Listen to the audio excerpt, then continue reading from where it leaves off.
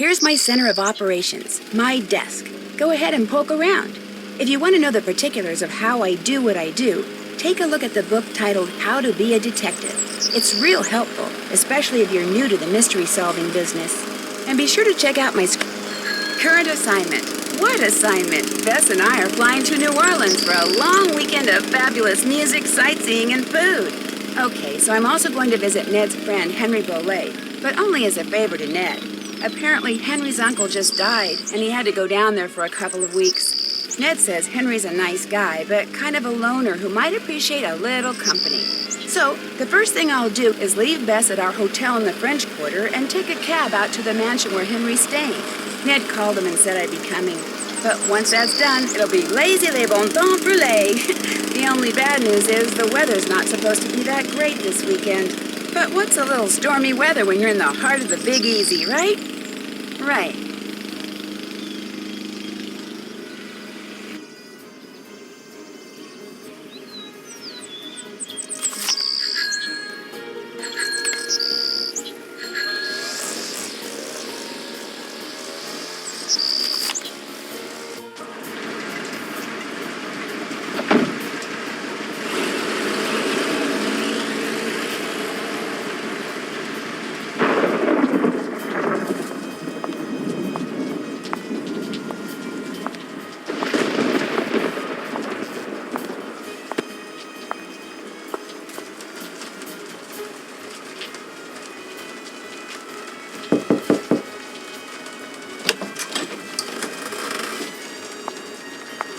Hello? Anybody here?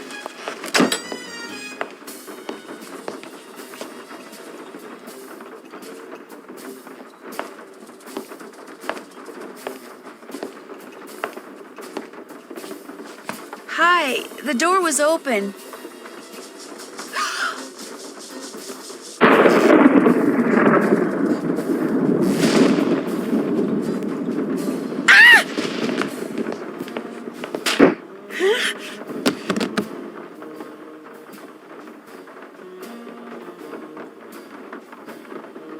Here, drink this. What is it? Something that'll make you feel better. Drink it. Just a couple sips.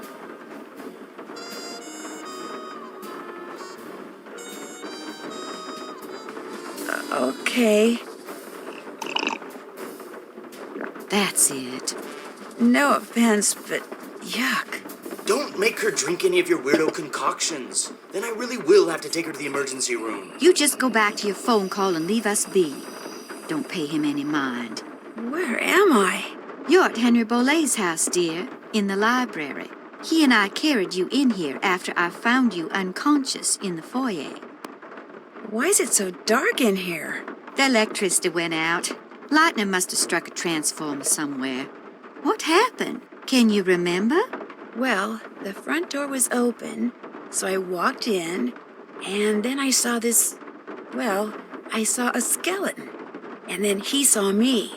And then the light started flickering, and he threw something at me that exploded. The smoke must have made me pass out. You saw a skeleton? I'm sure it was just someone, wearing a costume or something.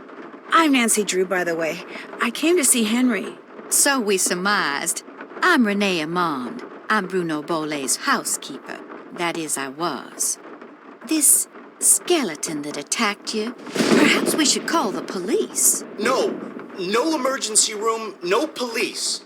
Things are complicated enough as it is. Henry's feeling a mite overwhelmed. Well, you are looking much better, so I'm going to get back to my plant potting. You need anything? I'll be outside in the garden.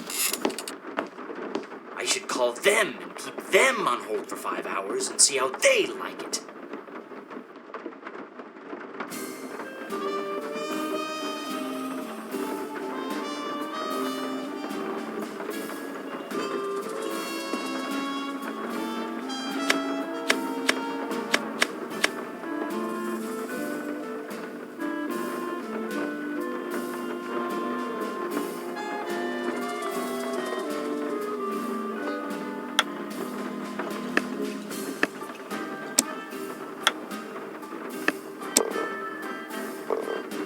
I just found a glass eye.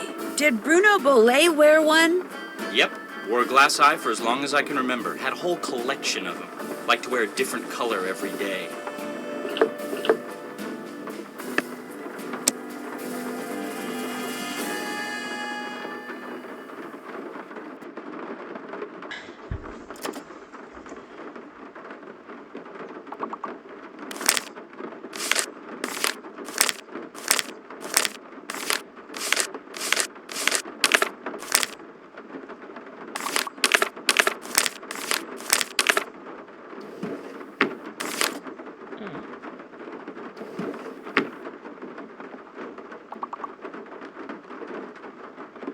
I realize it's still playing the game. Hold on.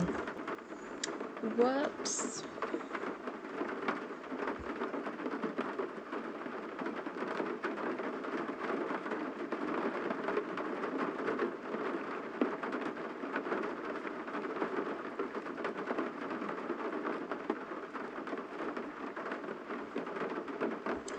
My phone's being weird.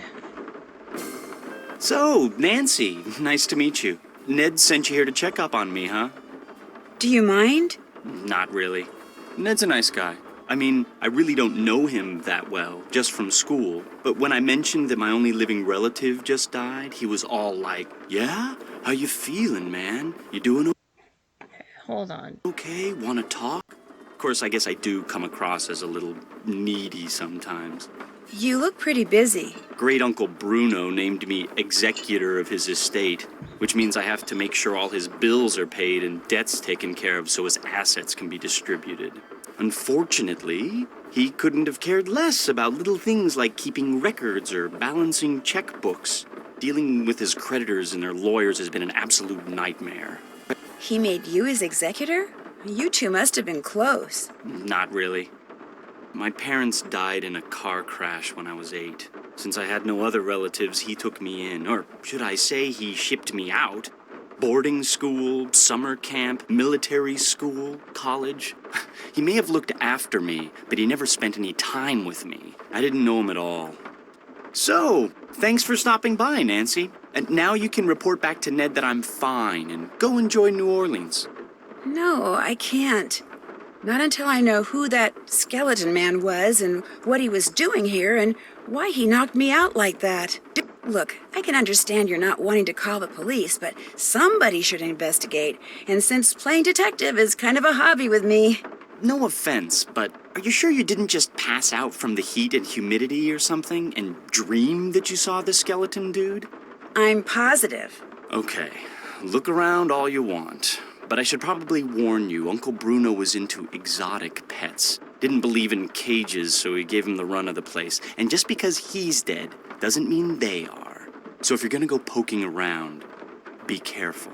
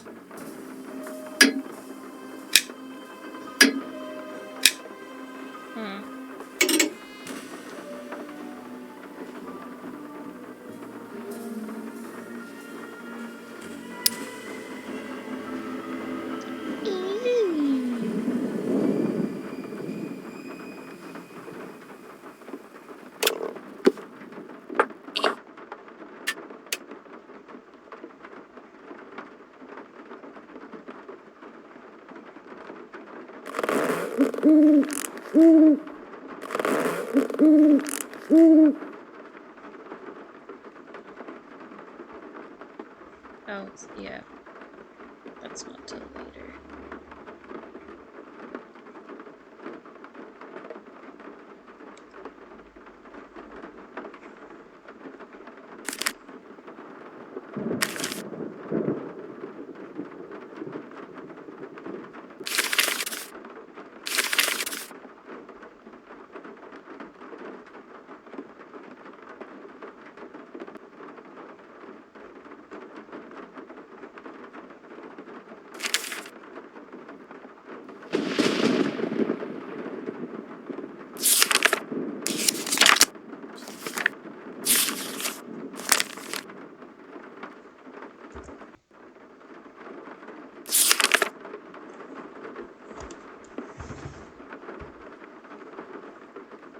Hey.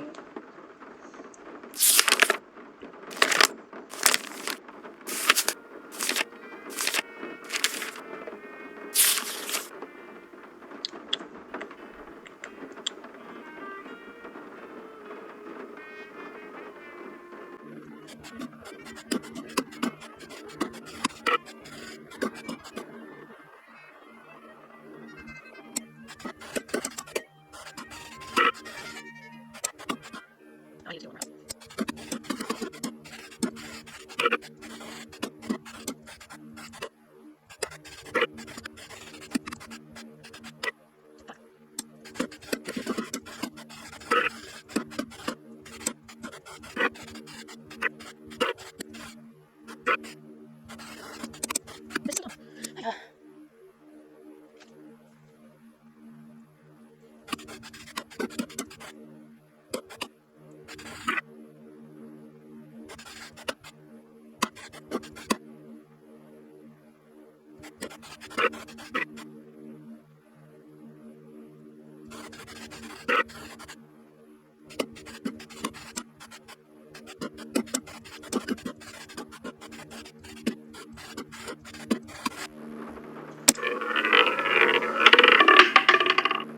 Yeah.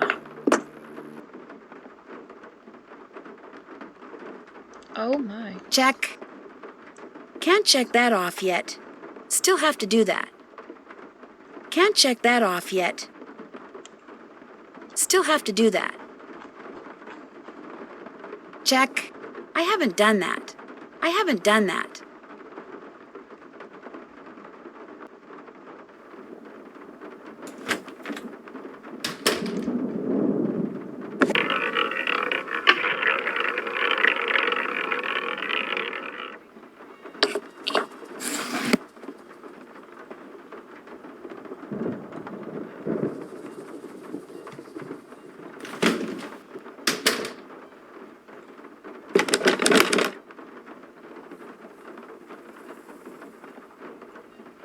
That's the front door, but I'm not leaving until I figure out what Mr. Skeleton Man was up to.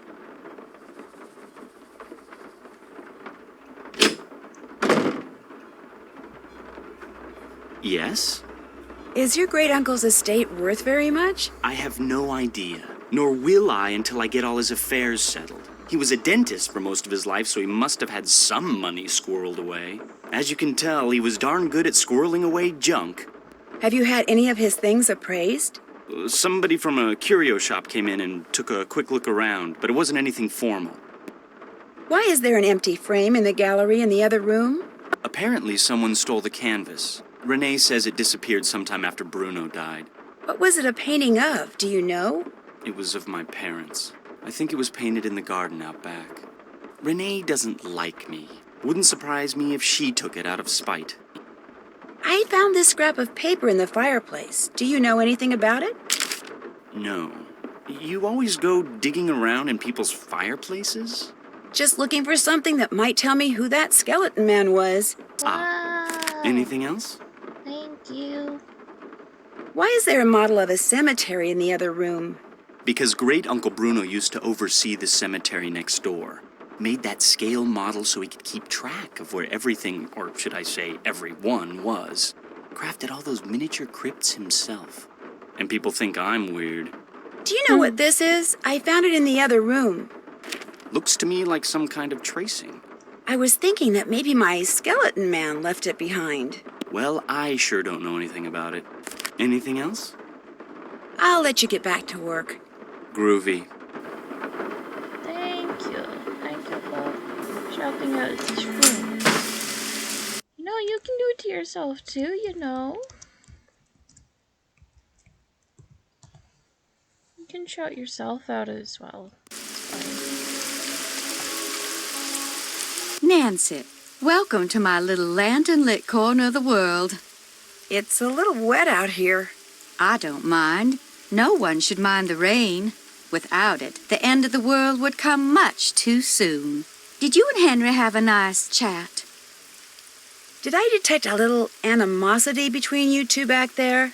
Henry's a very morose, very negative young man. Very cunning, too. In fact, I'm fairly certain that he's been selling off Dr. Bolay's belongings on the sly.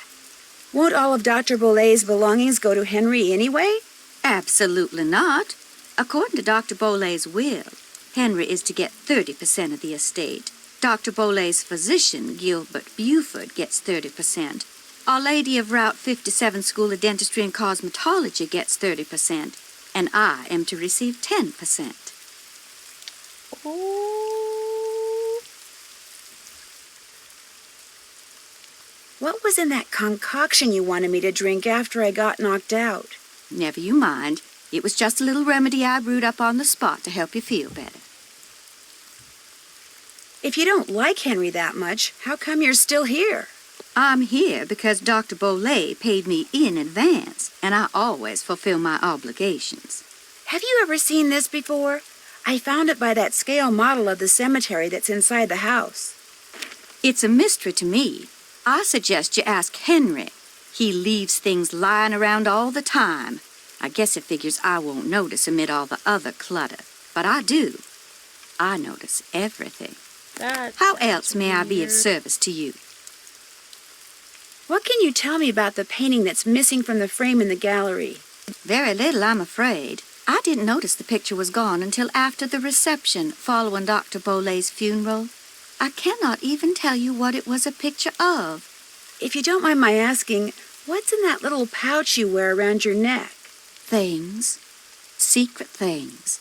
Things that give me special talents when special times demand them. People usually laugh when I say this. But this pouch is my connection to the energy that powers the universe. Oh.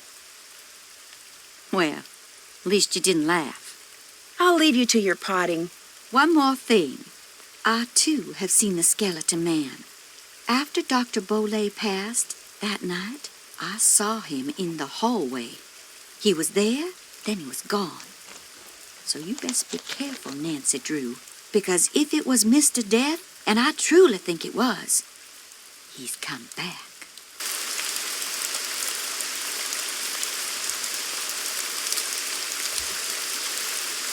That was quick. Nice talking to you. Fare thee well. Something else? Whoops. Nice talking to you. Fare thee well.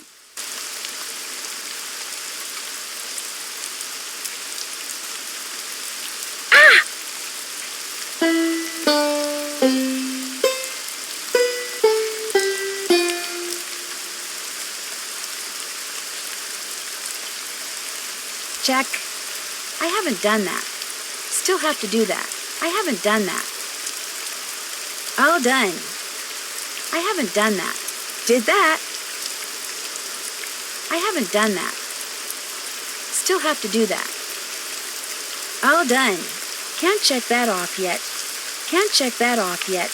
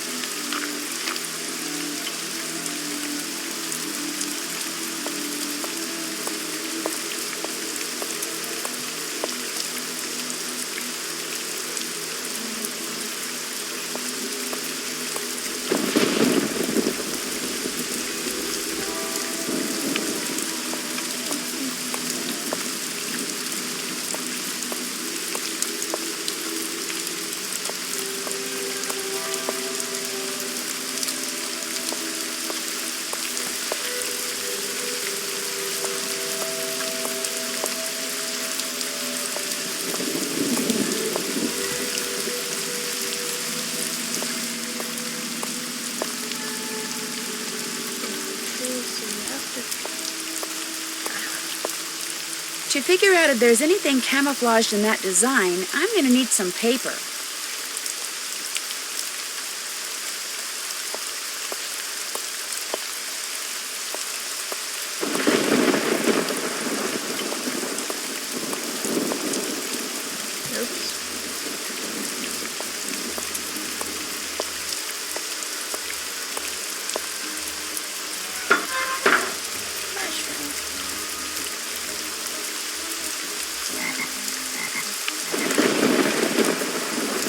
Hello again.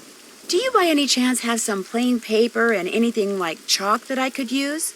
Don't have any chalk, but I certainly have paper. But it's up in my room, and I'm afraid I cannot retrieve it for you until I'm finished here. You get the sudden urge to draw a picture? Something like that. I know, I'll help you. That way you'll get done faster. Gracious, you are the picture of impatience, aren't you? Well, I appreciate the offer. But here, why don't you just take this instead? It's an extra key to my room. The paper's in a drawer in my nightstand. Just go on up and help yourself. But make sure you lock the door when you leave, you hear? You I trust. But Henry, him I do not. I really appreciate this. And long as you're going up there, my appetite could use a little placating. So I would be much obliged if you would bring me a candy bar from my nightstand. And take one for yourself while you're at it.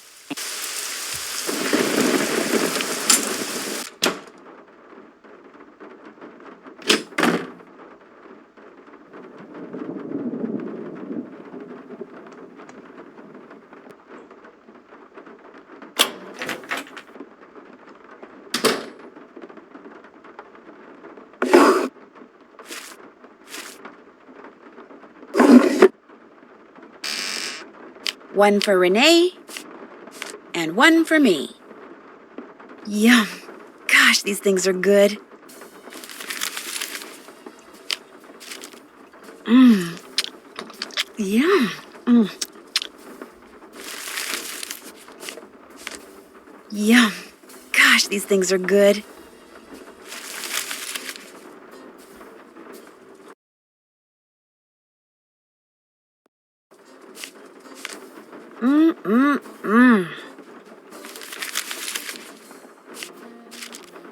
Yum. Gosh, these things are good. Mmm. Yum. Mm. Uh-oh.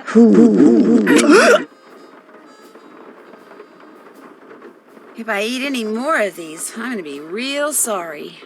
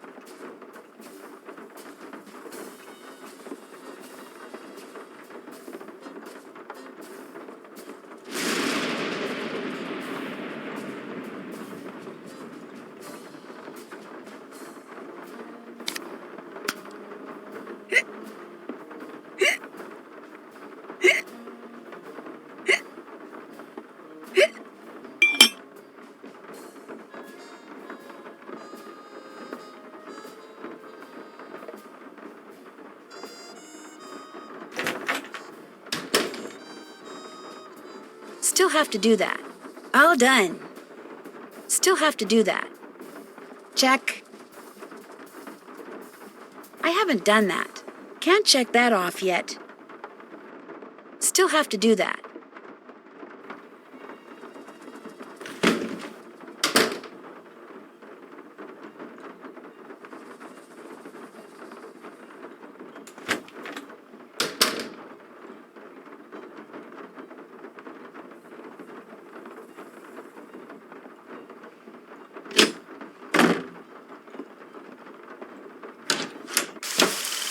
You bring me that cocoa Kringle bar like I asked?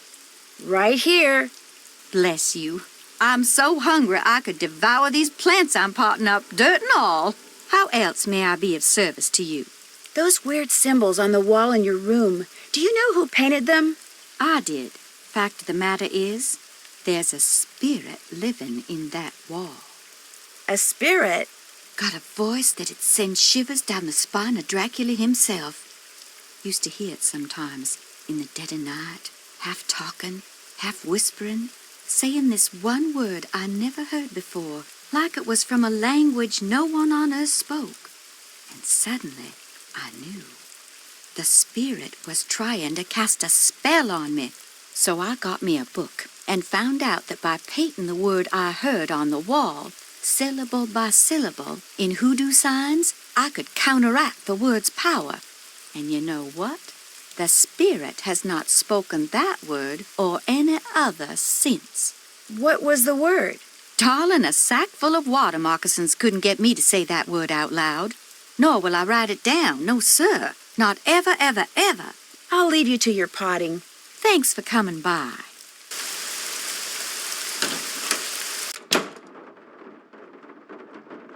Yes? I'm going to keep looking around. Awesome.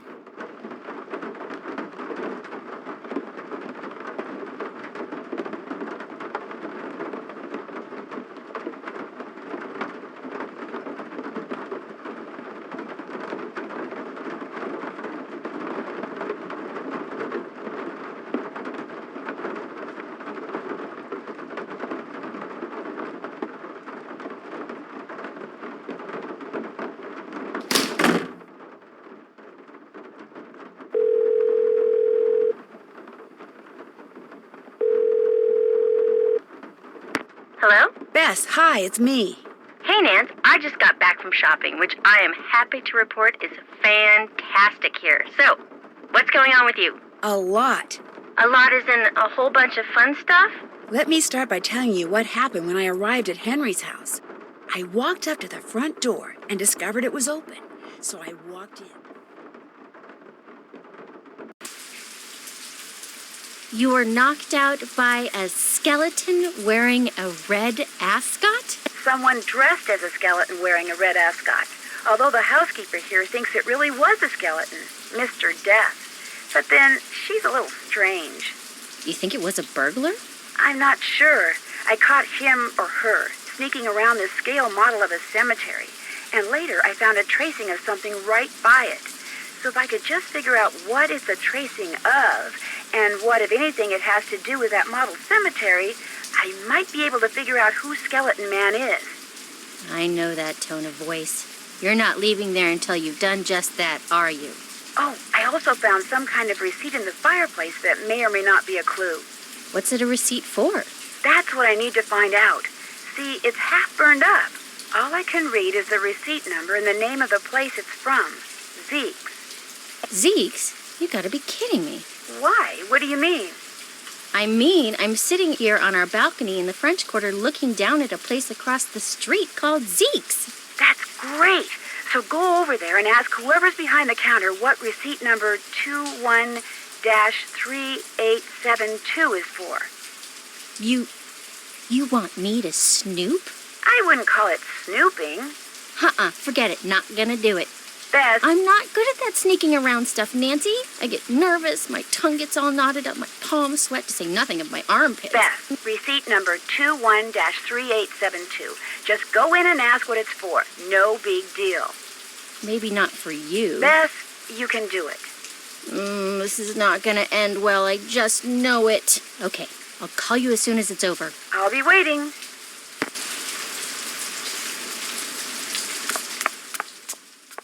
What looks good to you? Dive in. Tasty. Enjoy.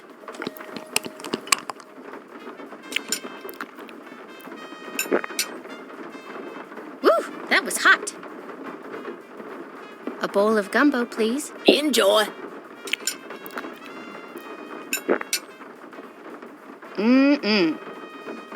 A bowl of gumbo, please. Knock yourself out.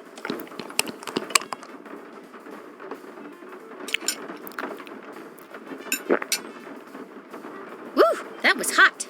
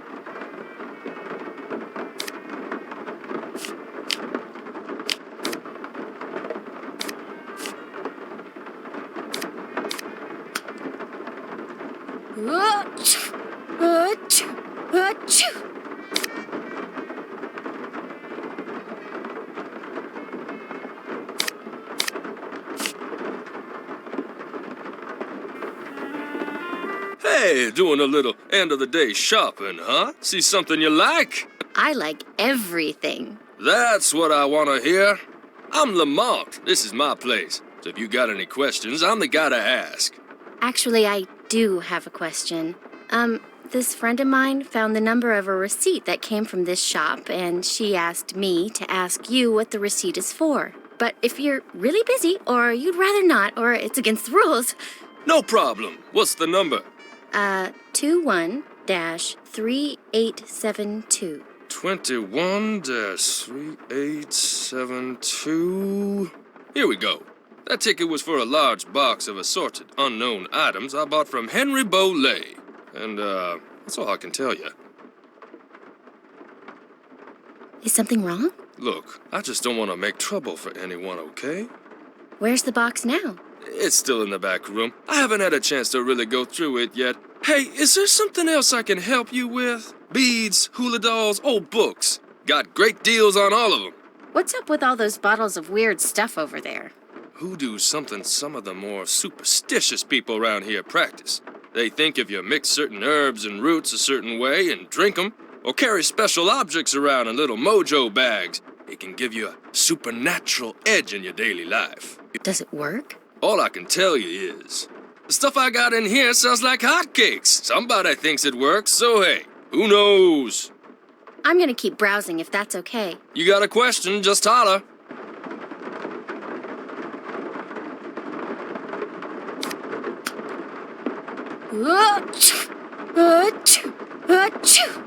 This might come in handy.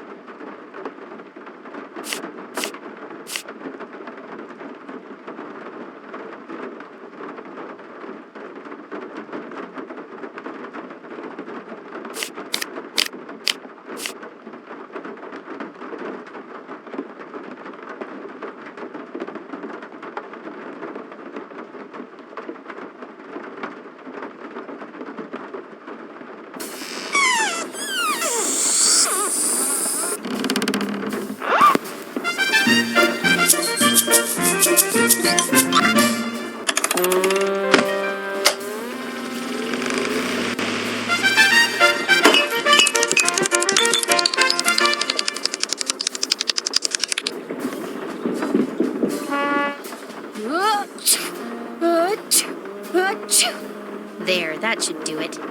Lamont, could you help me? Sure, what do you need? I can't quite reach that bottle up there. Could you get it for me? Sure.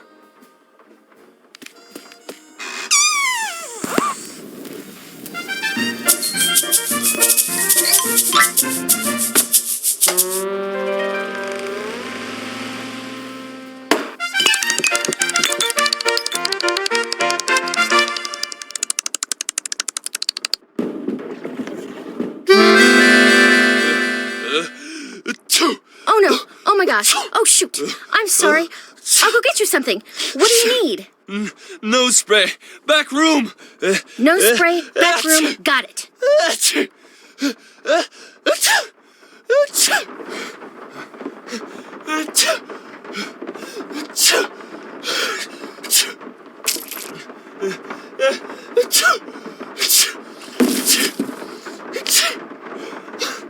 Cute dog.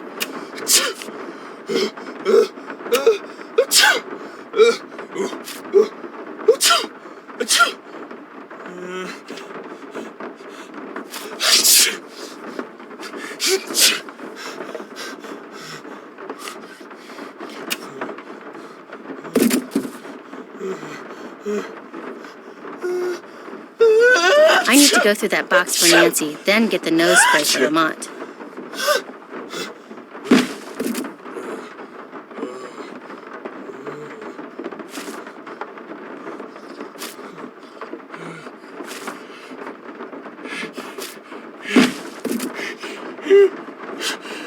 I need to go through that box for Nancy, then get the nose spray for Lamont.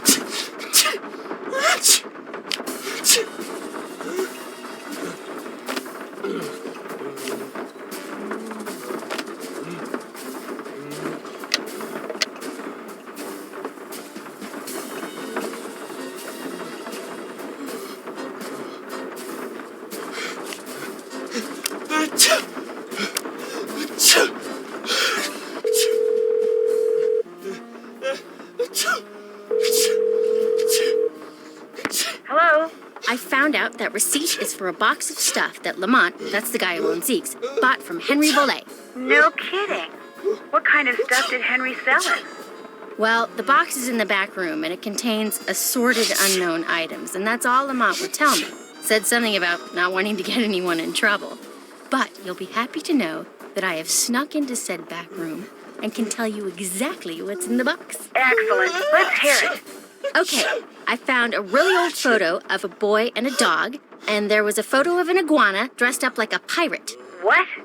You heard me, and there's a costume in the box of a skeleton man. Really? Thought you'd like that.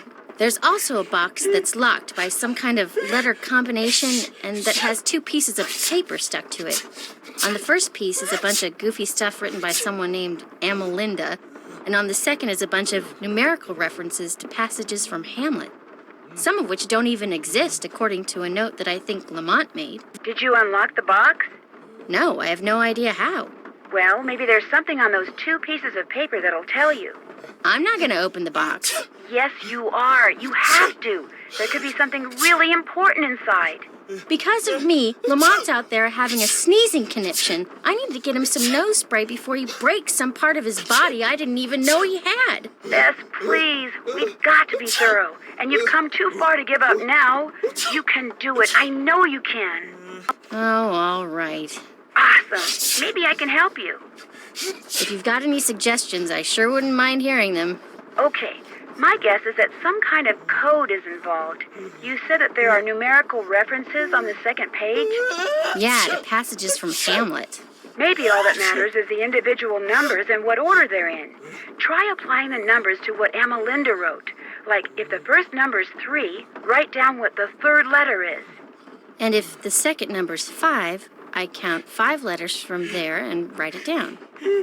Okay, I can do this. I won't call you again until after I've opened it.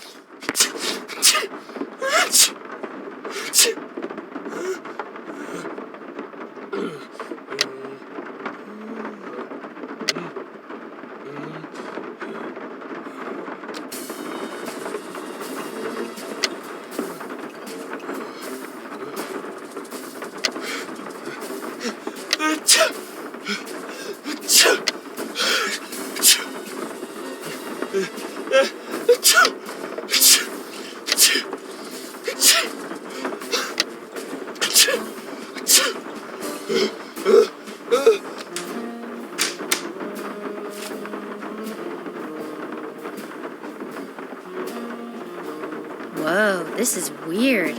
I better call Nancy and read this to her word for word. Wow, Bess, that is weird. No, I'll tell you what's weird. The box the letter is in is padded, and it has this round indentation in it that's the exact size of a human skull. It's like it used to contain a skull, but now it doesn't. Good job, Bess. I'm going to poke around here and see if I can find out anything about a skull called the Whisperer. You better go take care of Lamont. Would you believe it? The guy is still sneezing. He must keep nose spray around because something's wrong with his sinuses. Oh, he's gonna hate me.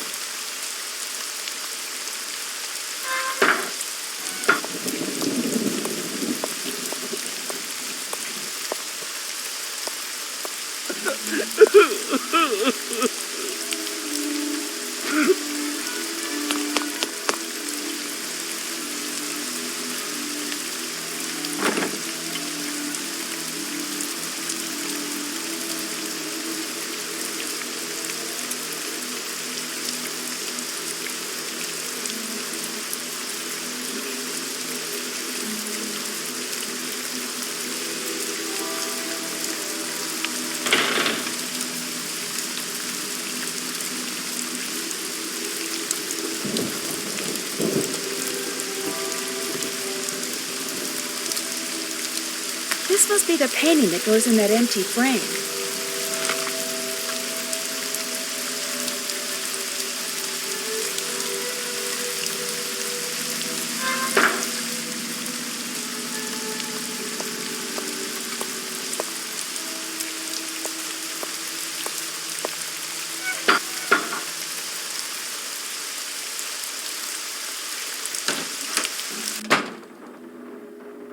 Yes?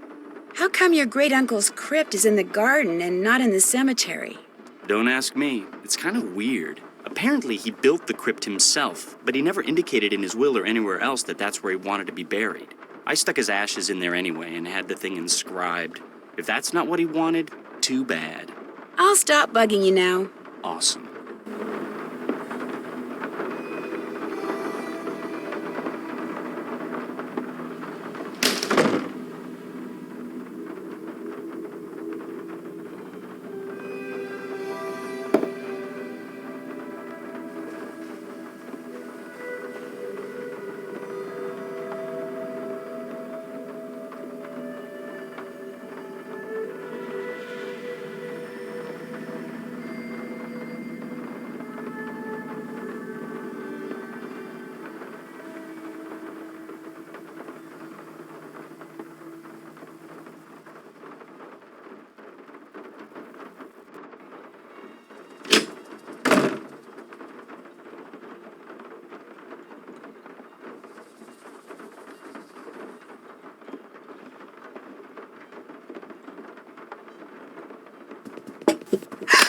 What was that?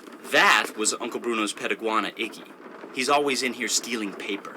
He must be using it to build a nest or something. Look, I had all those books arranged so they fit perfectly in that box. Put them back in, okay? I don't have time. I just want to look through this one book. Go right ahead, after you put all those other books back.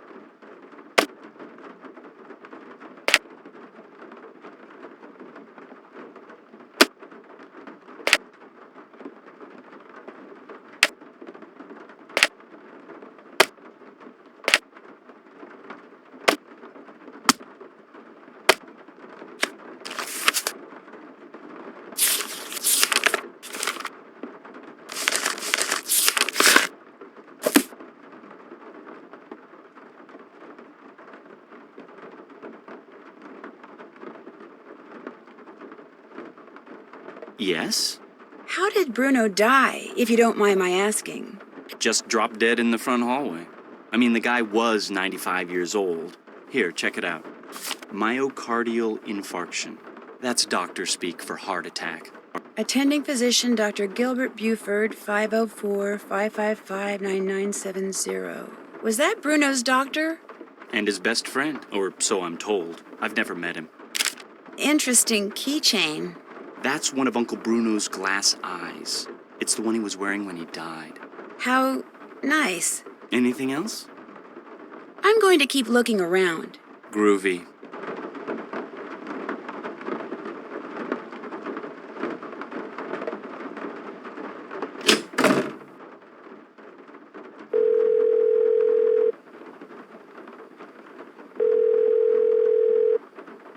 Hello?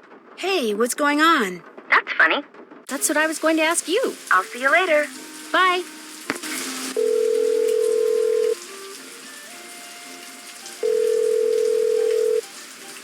Hello?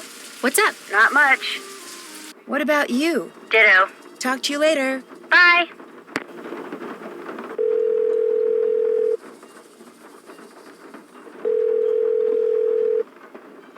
This is Dr. Gilbert Buford's answering service. How may I help you? I need to talk to Dr. Buford. Could you maybe give me a number where I can reach him? No, ma'am, I cannot. Is this an emergency? Sort of. I mean, it's not a medical emergency. See, I'm only going to be in town for a short time, and Dr. Buford and I have this mutual friend who died recently, and I just really need to talk to him about it. Need some consoling, huh? Yes, I need some consoling. That's it exactly. Well, tell you what. It's against the rules to give you his phone number, but I can tell you that now that he's all but retired, Dr. Buford spends most of his evenings at his favorite gumbo stand down in the French Quarter. If you really need to talk to him, you can probably find him there. Great. Do you know the address? It's at the corner of Rampart and Domain. Did you say Rampart and Domain? I did indeed. Granny Pumpkin's Cajun Cooking. They make some darn fine gumbo. Thank you. Thank you very much. You're welcome, and I'm truly sorry about your loss. My loss? That mutual friend of yours and Dr. Buford's? Oh, right. Thank you. That's very kind of you. Bye.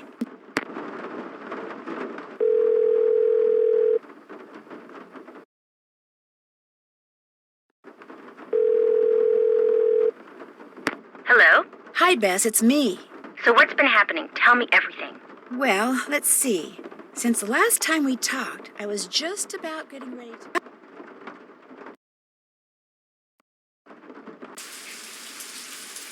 Interesting stuff. But the reason I called is, I need you to talk to this doctor named Gilbert Buford, who, as it turns out, likes to hang out at a gumbo stand called Granny Pumpkin's Cajun Cookin', which should be right across from our hotel. You just want me to talk to him? That's it? Nothing nefarious? No black ops stuff? He was Bruno Bollet's doctor, and apparently his best friend, too. I just need for you to see if he thinks there was anything weird about the way Bruno died. What do you mean by weird? I mean, I kind of think maybe Bruno was murdered. Murdered? By whom? That's what I'm trying to figure out. Everyone's a suspect at this point. Including this Gilbert Buford guy? Well... Great, I'm going to be chatting up Jack the Ripper. Oh, I'm sure the guy's fine, but be subtle, just in case. Well, I can see the gumbo stand from our balcony. If he's the guy that's sitting down there, I guess he looks harmless. Okay, I'll go talk to him. Thanks, Bess. Let me know what happens. Cheerio. I can check that off. Done. Can't check that off yet. What looks good to you? Eat up.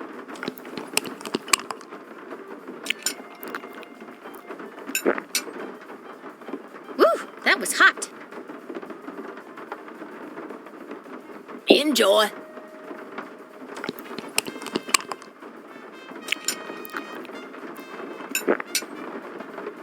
Woo, that was hot.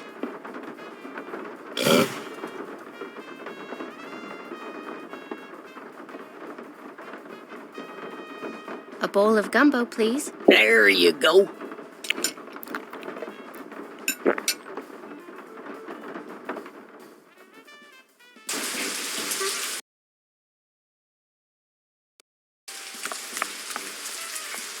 Why, hello, young lady. How kind of you to grace an old man with your lovely presence. Are you Dr. Gilbert Buford? I'm delighted to report that I am indeed.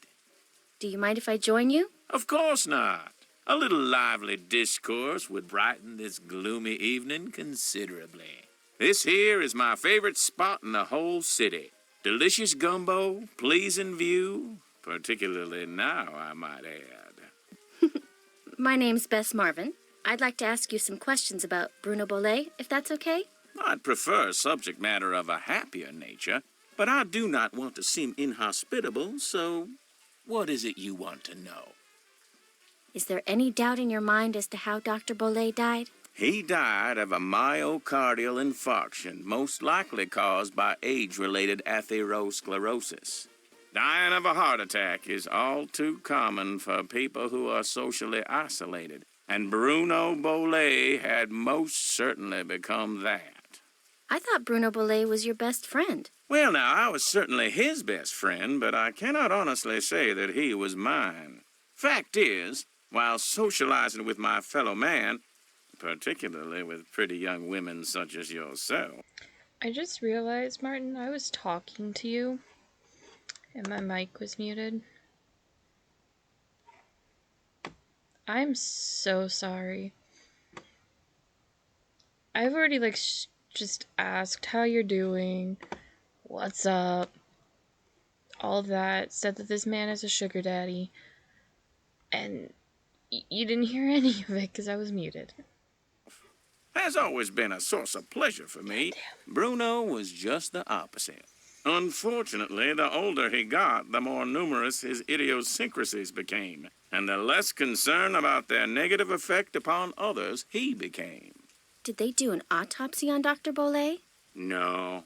Given Bruno's advanced age and the absence of any indication of foul play, an autopsy was deemed unnecessary, and the body was cremated according to Bruno's wishes. Did Dr. Bollet ever say anything to you about owning a crystal skull? Why, yes. Yes, he did. In fact, he showed it to me once. Said it had magical powers. Said owning it was going to allow him to live forever. I thought it was utter nonsense and told him so. Well, he didn't appreciate that at all. Refused to talk to me for a full 2 weeks. Do you have any idea where he kept it? No. He was terrified that someone would steal it from him, so he told no one its location. Not even me. Tell me, Miss Bess, what do you know about that crystal skull? This friend of mine, who is also a friend of Henry Bollet, Dr. Bollet's great-nephew.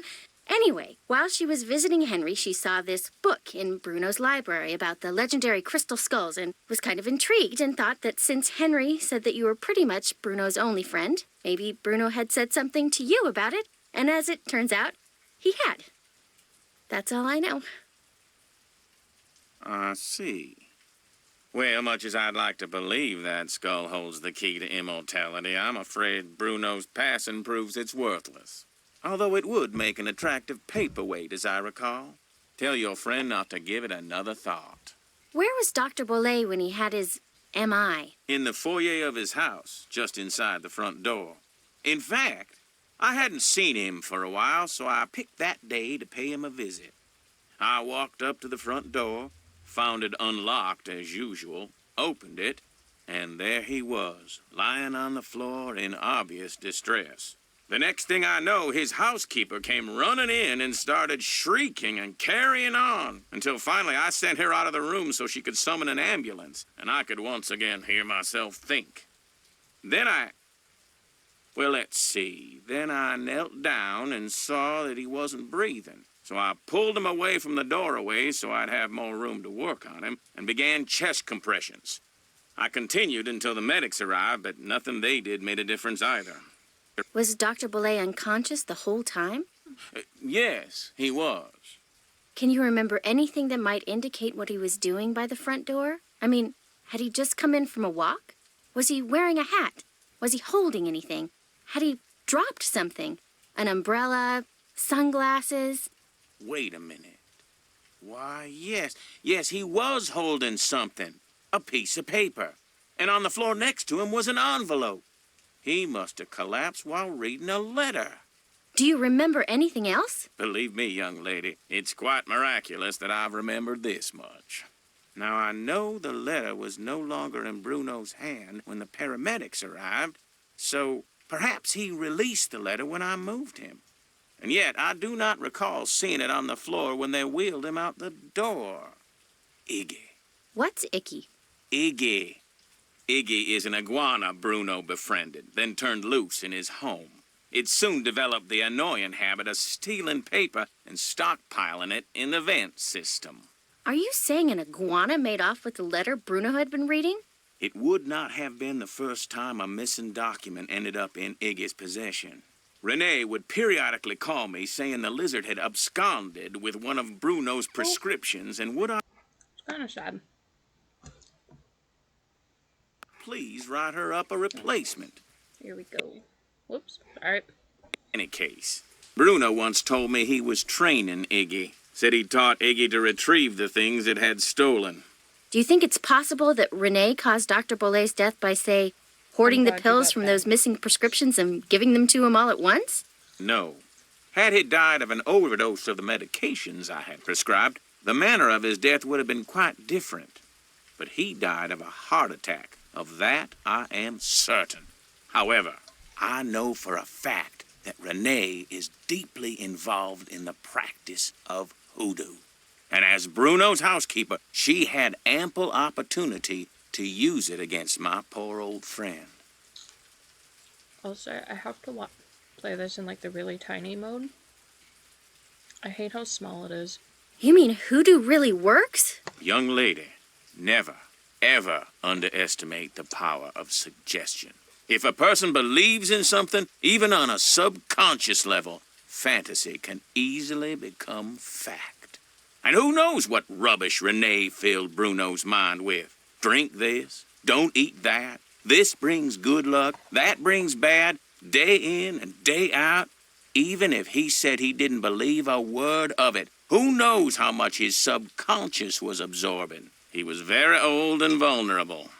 So could Renee have caused Bruno to have that fatal heart attack? There's not a doubt in my mind she could indeed. It really bugs me that she says, "I'll let you get back to your gumbo" when he's eating crawfish. It's really bugging me at the moment. I'll let you get back to your gumbo. It's been a pleasure, I It's assure not you. gumbo. And he's eating crawfish. He's even like pulling. Calm down.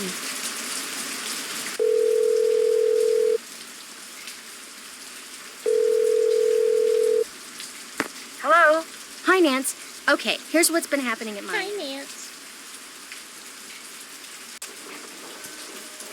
And that's pretty much it. Good work. I'll take it from here. Thanks again. Good luck. Bye. Jack, can't check that off yet. Can't check that off yet. All done. Jack, still have to do that. All done. Still have to do that. Jack, all done. All done. Still have to do that. Did that.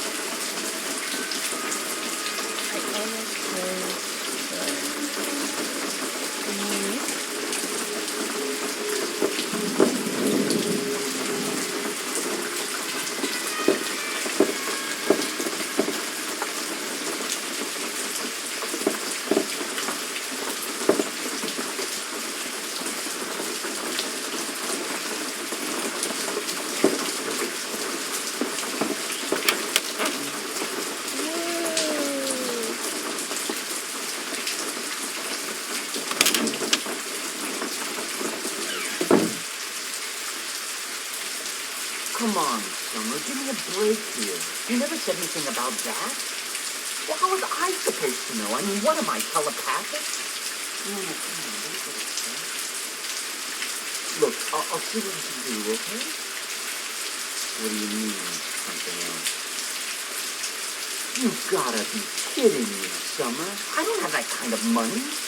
No, I mean, I don't have it now, but I will soon. Okay? Summer deserves better. Bye. Oh, man. Henry, Blizzard. No. Just because they both say Groovy.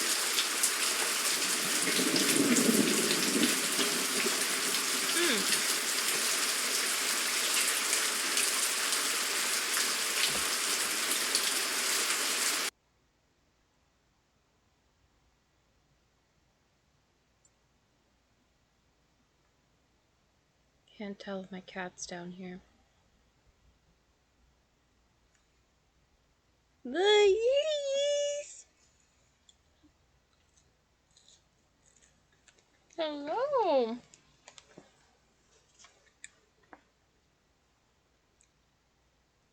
Hello, babies.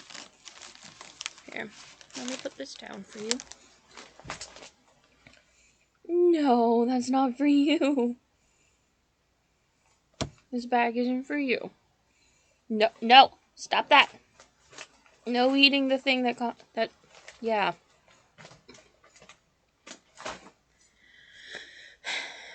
Dudders. Come here. He's now offended that I had to shoo him away from eating food that's on the floor because my brother doesn't pick his stuff up when he's down here. I'm sorry I offended you, baby.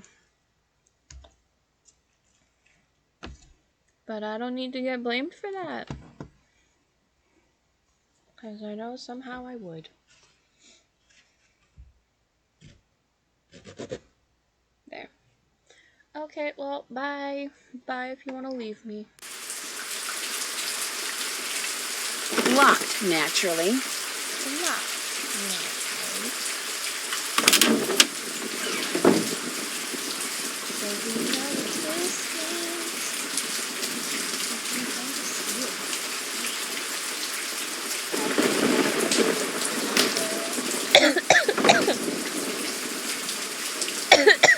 Yes? I'll stop bugging you now. Whatever.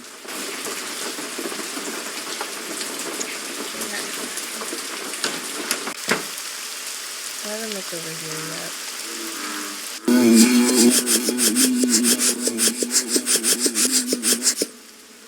That should keep you guys quiet for a while.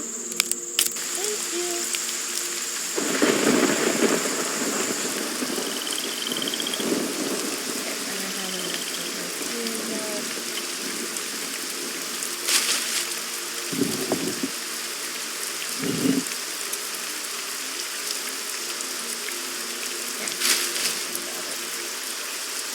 Alright. Bam. Still have to do that. I haven't done that. Check.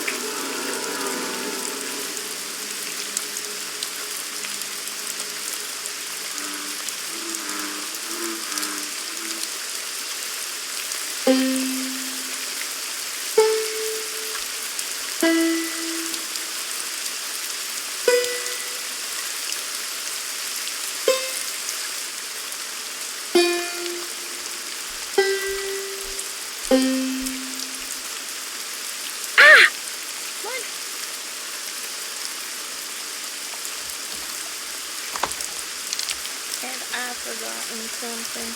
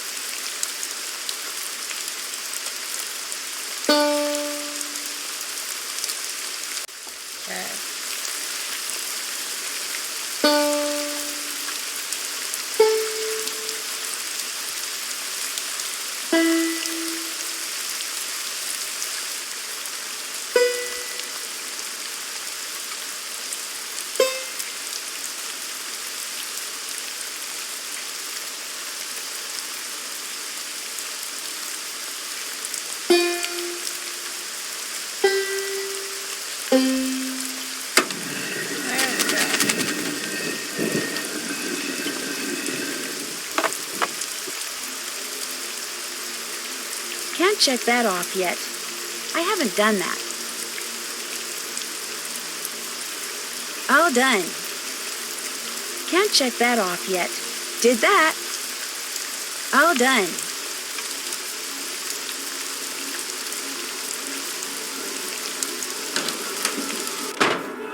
Who's a big boy? Actually, she calls it a woman. So.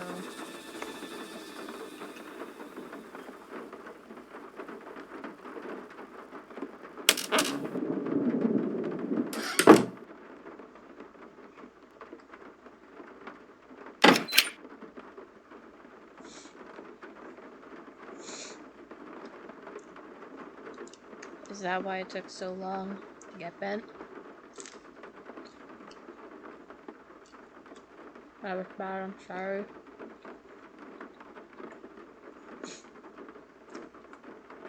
Terribly sorry. Bad joke.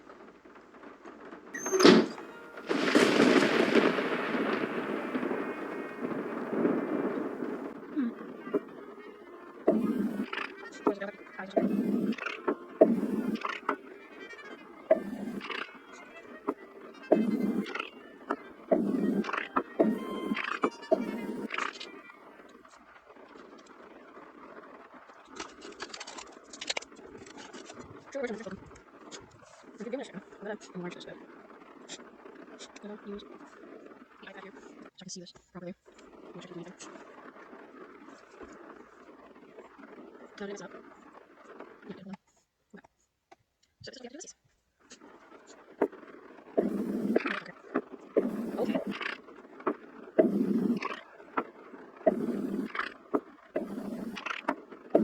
Kind of clever. We can do this. Let's try that then. Stop doing what's already done.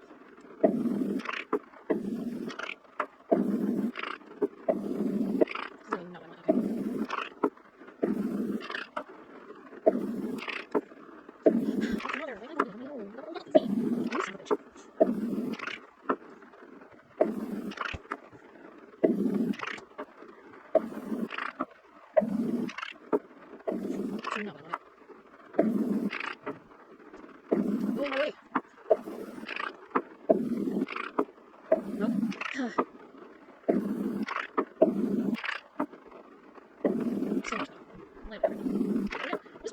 Not want to cooperate. How the fuck are these?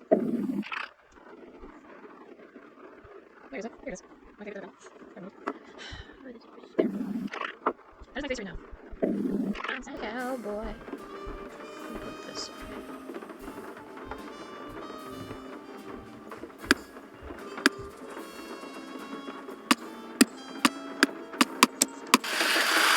D, now, Lu, Do, Ba, D, Moo. Easter egg. Fuck that. Gotcha!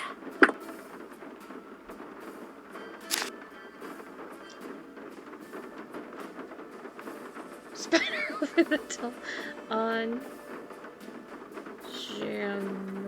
the bullsink, the blah, blah, blah, blah. Oh. But I want to read his mail.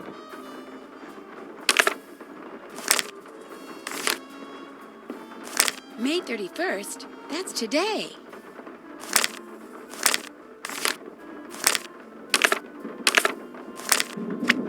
Well, at least we know this takes place in May.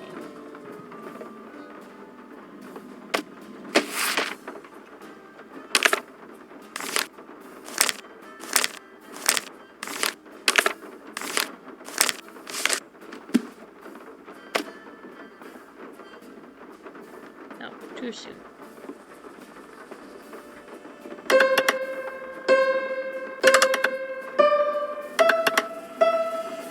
I'm sure I'm supposed to be paying attention to this.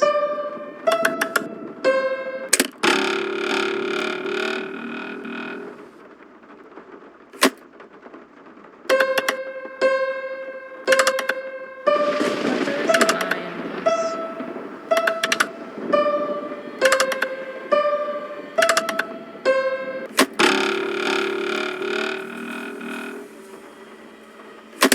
Oh.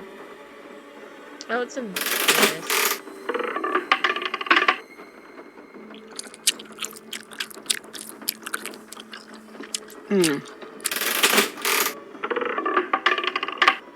Why is it only green?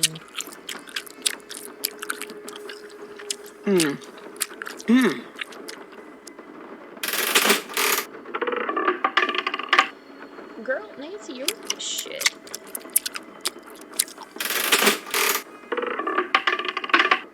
Oh, it's blue.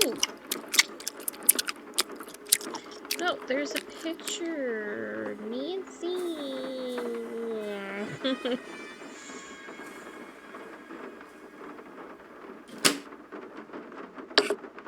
This must be where I'm supposed to put all the glass eyes I've found. Let's see how we're doing. Terribly. Is there purple? We can look. Let's just keep going. Well, there's reddish pink.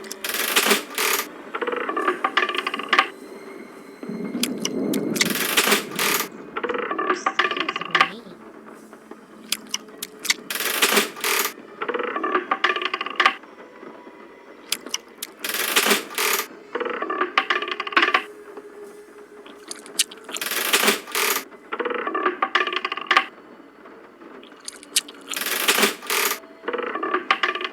Ah, there is purple.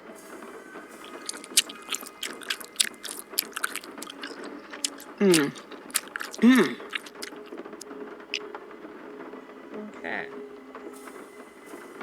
Well, I guess that means I have to suffer and do this.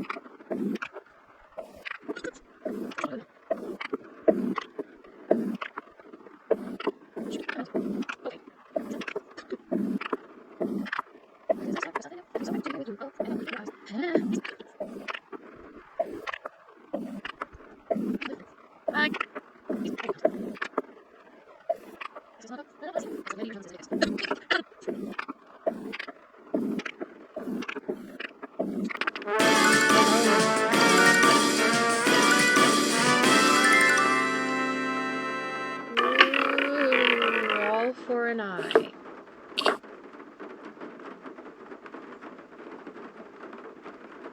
Still have to do that. I haven't done that. Did that. I haven't done that. Still have to do that. I haven't done that. Did that. Can't check that off yet. I haven't done that. Can't check that off yet. Did that. Still have to do that. I haven't done that. I haven't done that. All for a fucking eye. Here, Iggy, Iggy, Iggy. Iggy, come here, Iggy. Got something for ya.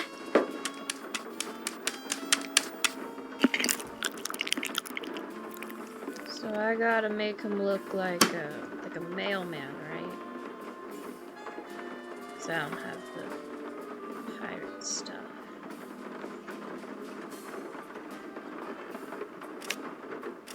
So did that. This. No, water. That, now what?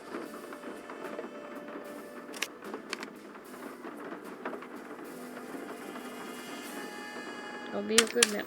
My favorite? I don't think I have one.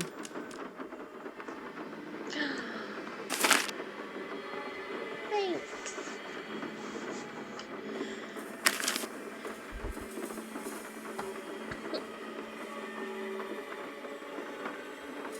Baby teeth, adult teeth. Wow.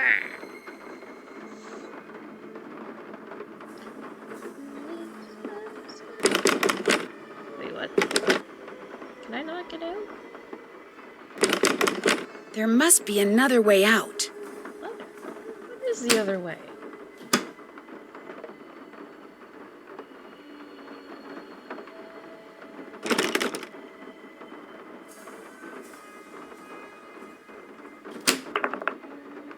Well then.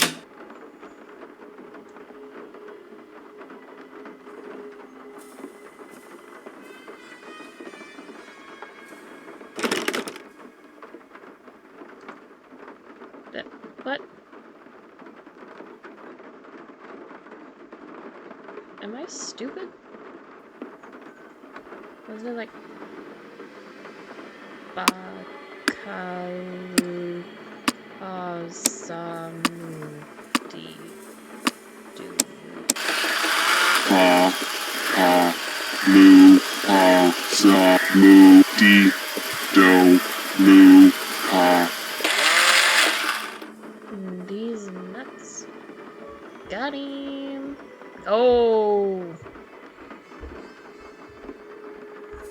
He's got eyes like Chris Pine.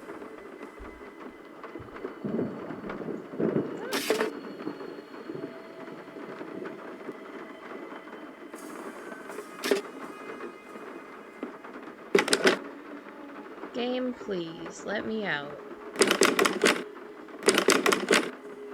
What the fuck?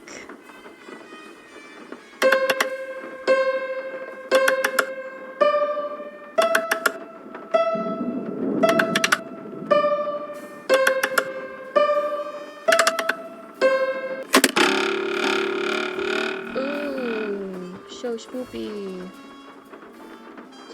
What the fuck? iPad, please. Thank you.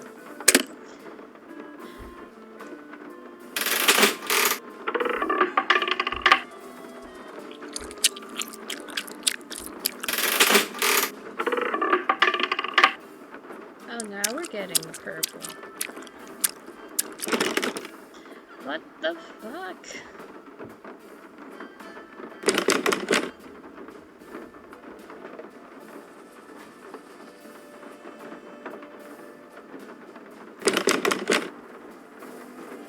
Why can't I leave?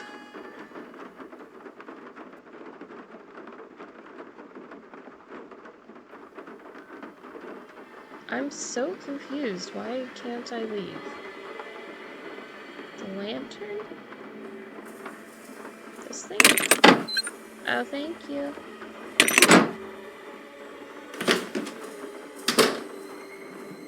Thank you, Miss Thing.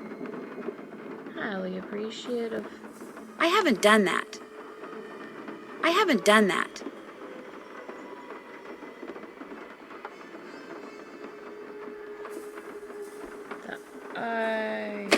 Oh my god. Time will tell.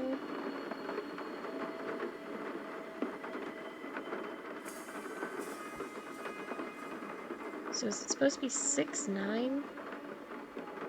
6, 9, 12? Ah!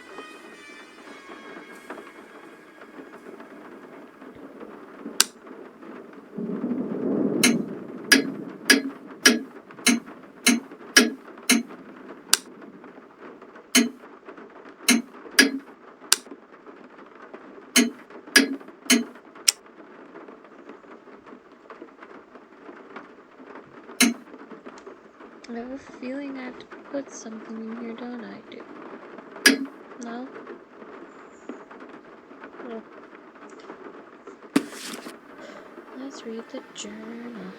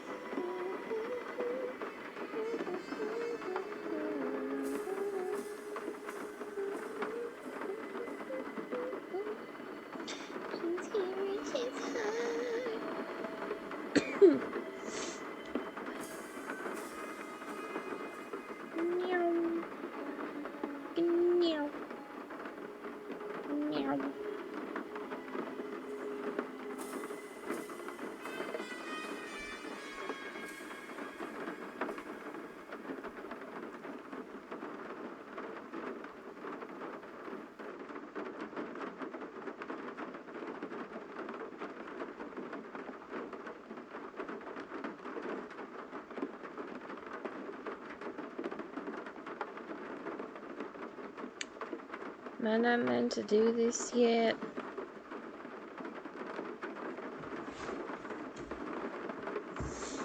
Or does this matter?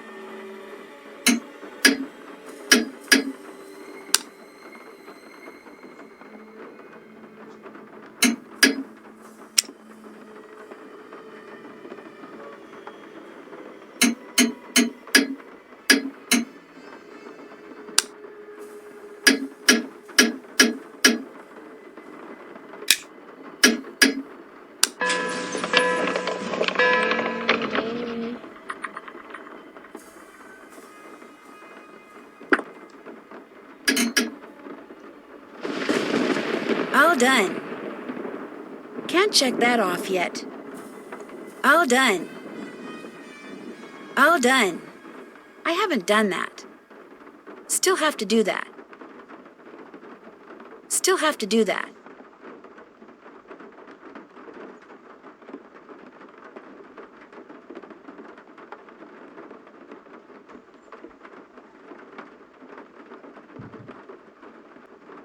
Ah, shit.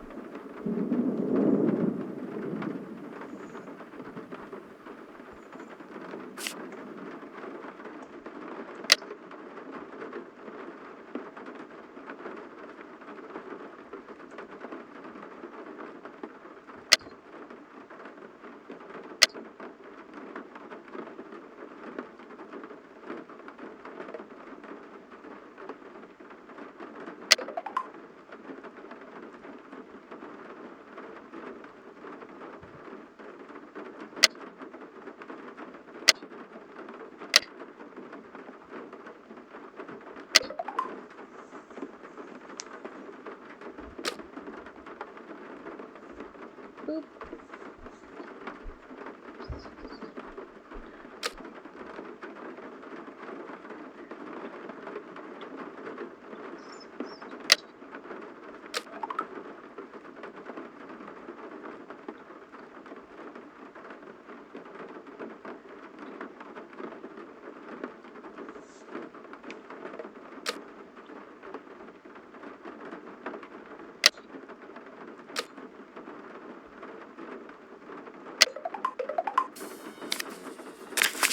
Give me your hoodoo. Oh, what? Well, okay. Yeah, but she has another thing in there. Why do we only care about the hoodoo? Hoodoo, you-do, we-do. I've eaten 6 Cocoa Kringle bars already. That's plenty. No, it's not.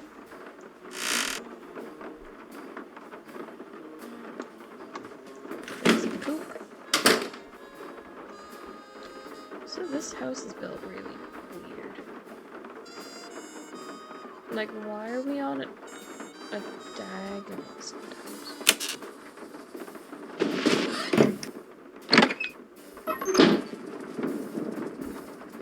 Hi, buddy. It's time to die.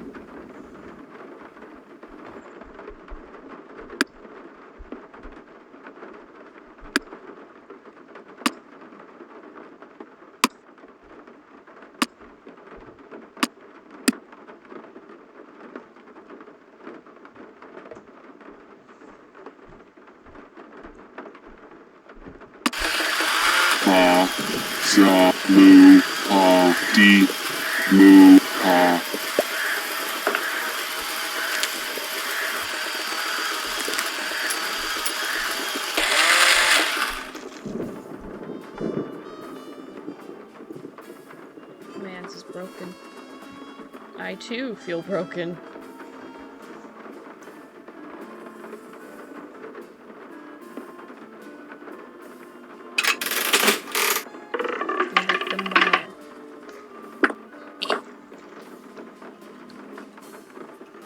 Ah, shit.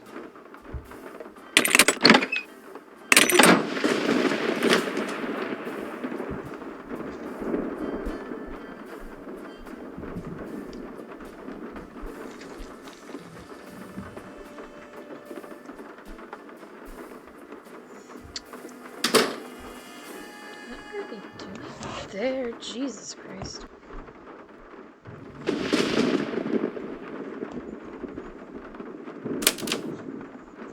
So what is our uptime?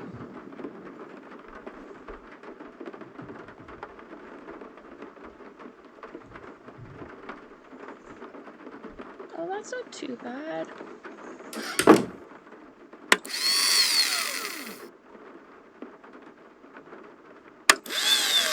I the beholder. Jesus Christ.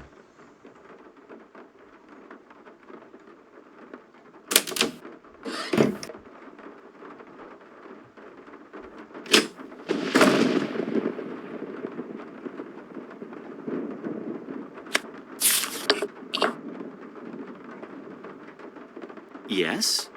Do you think I could borrow your keychain? The one that has Bruno's glass eye on it? You want to borrow it?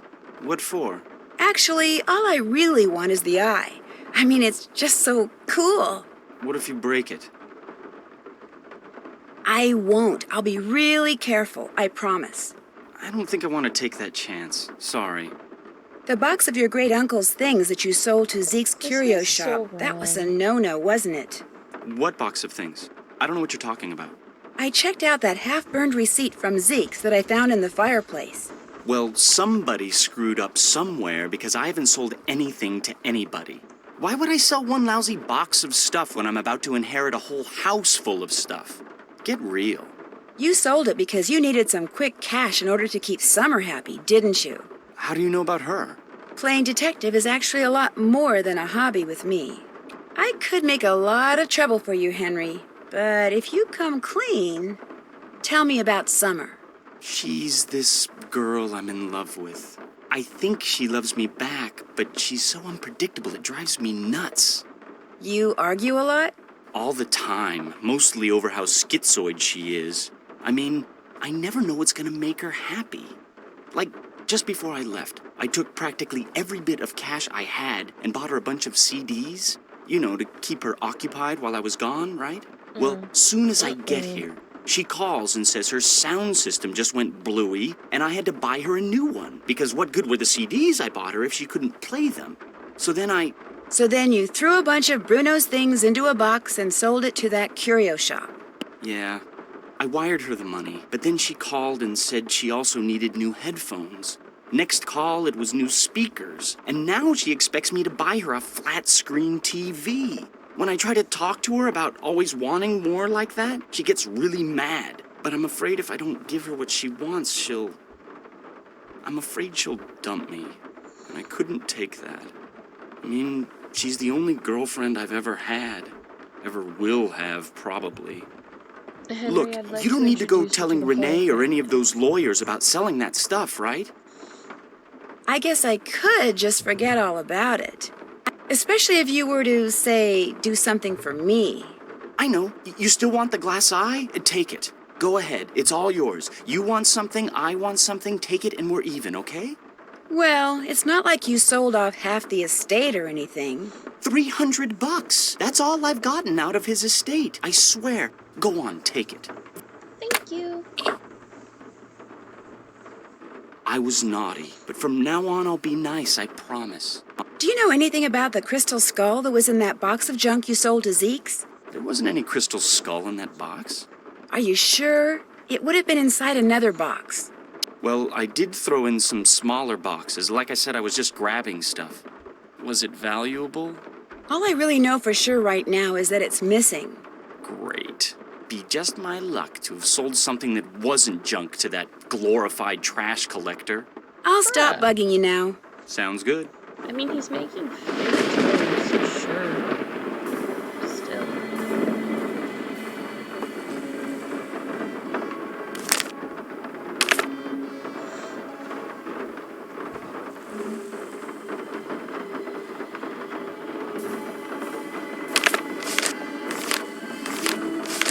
A librarian's tale.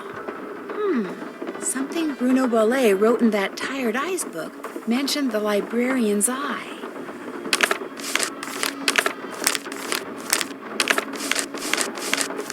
Just wanna...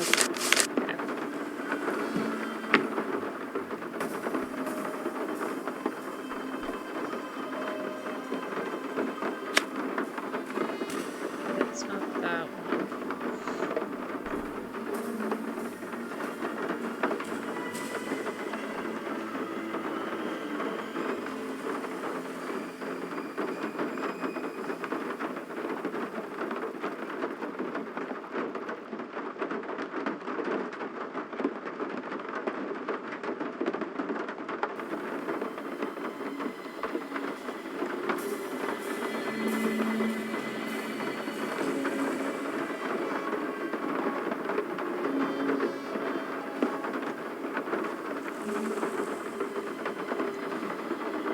No, that's the tooth one. I went down to get the tooth one.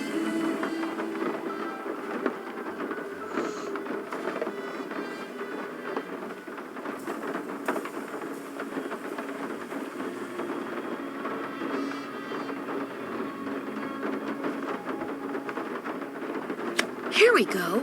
A librarian's tale.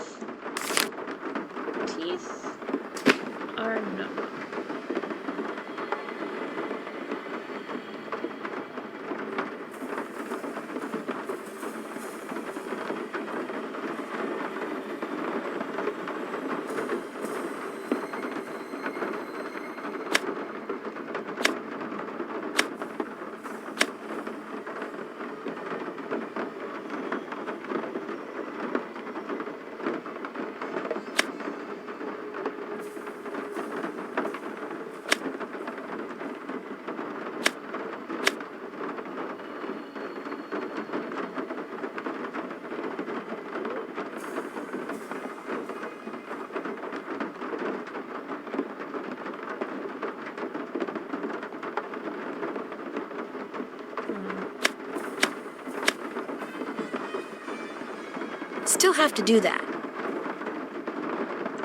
I haven't done that.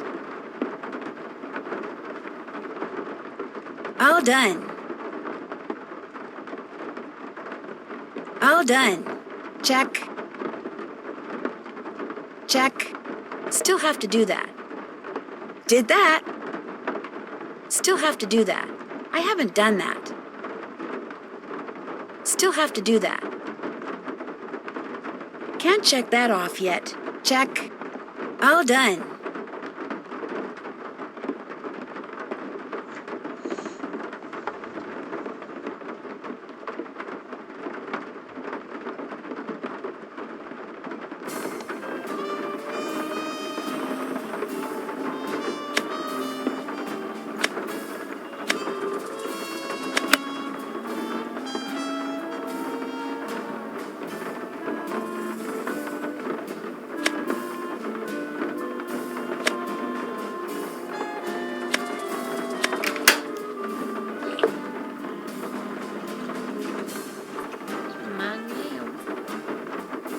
I haven't done that. I haven't done that. Still have to do that. I haven't done that.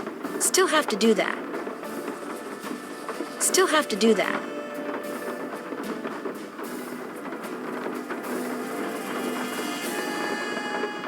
Check. Okay, we're gonna go get this stuff eggy.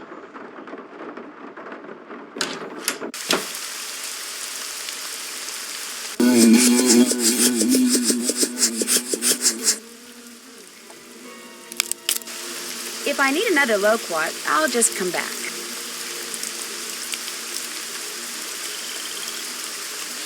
Hello again. That shovel over there with the interesting handle, do you think I could borrow it? Dr. Bolay took great interest in that shovel. Don't know why. He never used it. Just like to see it hanging there. Me, I use it to dig up roots. I could dig you up some roots. Right now I need mushrooms. I was hoping to get 'em picked tonight, but from the looks of all this potting I still have to do... I'd be happy to pick them for you. Her face. Why, what a generous offer. All right, then. I need 5 painted conchs. They're mushrooms that have got a short, fat stem and a large bell-shaped cap covered with big red dots. You might find 1 or 2 here in the garden, but you'll have better luck in the boggy part of the cemetery. You get me 5, no more, no less, and I'll let you borrow that shovel. Deal. You can put 'em in this bag. How else may I be of service to you? I'll leave you to your potting. Take care, hon. Are you related to Shorty?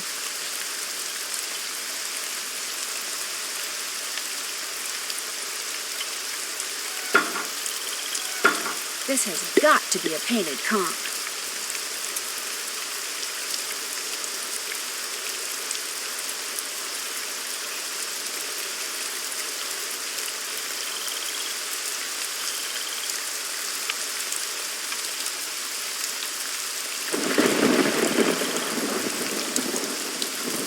Another painted conch. Yes! Wasn't there one this way?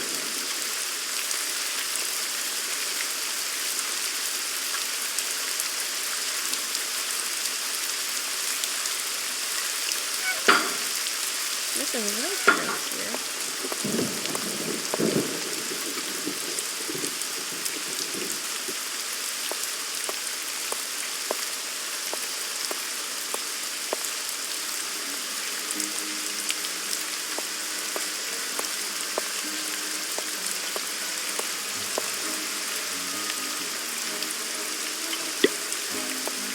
There's 3.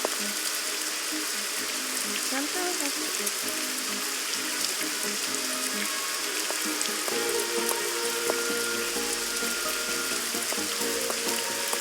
feels like such unfitting music.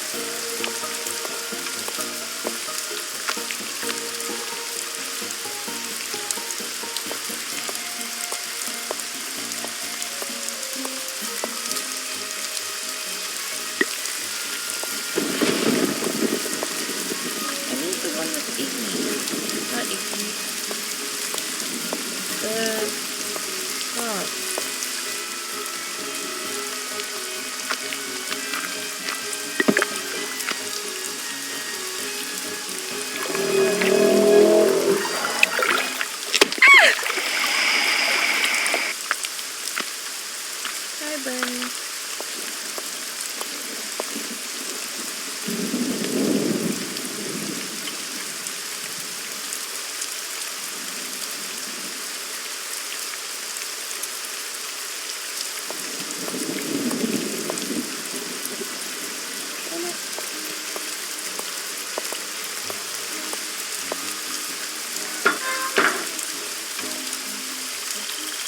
took the wrong one.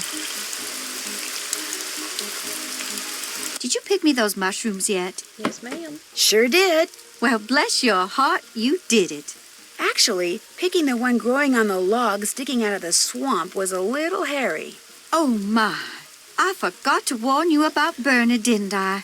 If by Bernie you mean the alligator that almost had me for dinner, yeah, you did. He's another one of Dr. Bolay's pets. He'd kick that log to get Bernie's attention, then feed him marshmallows. Problem is, now that gator leaps up and snaps every time someone so much as touches that log. I should have said something, but I've gotten so used to Bernie, I just plain forgot. Anyway, feel free to help yourself to that shovel. You earned it. I'll see you later. Come see me anytime.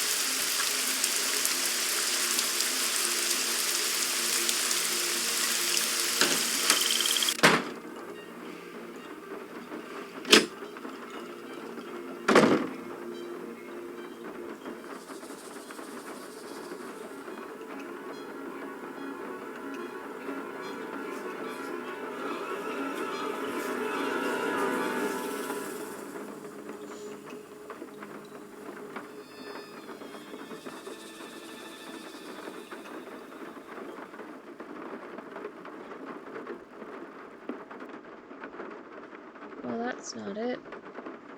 Neither's that.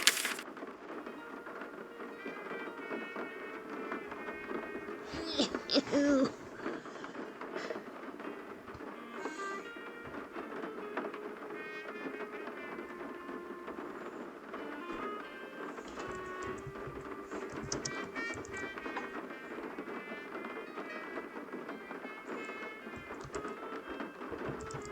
That looks like the right name. Okay.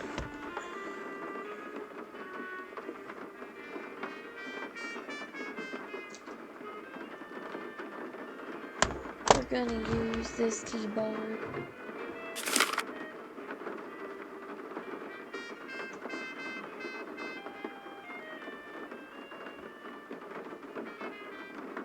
Entera siesta.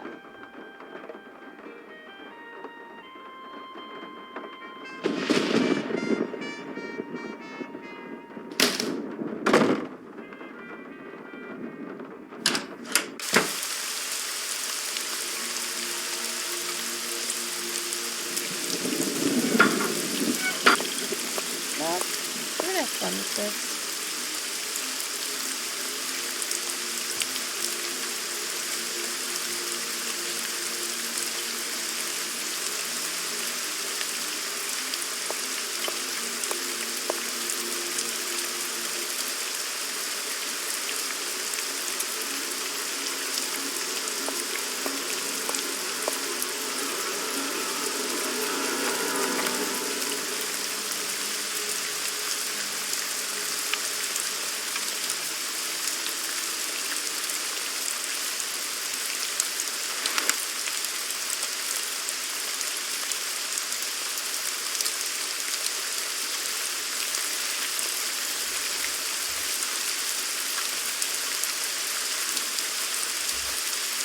That doesn't make sense.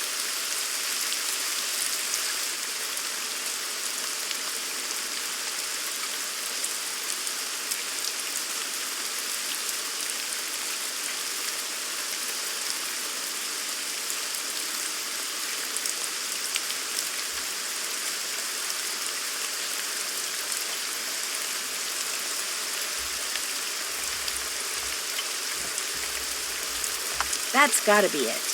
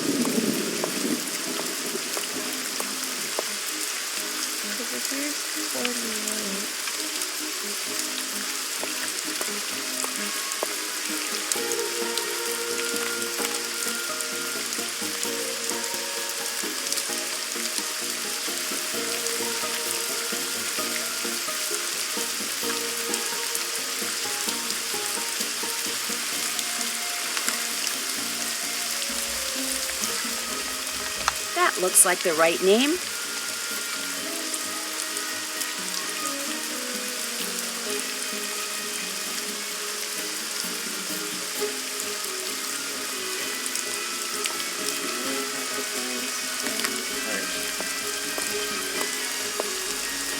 I can make it back. Yes.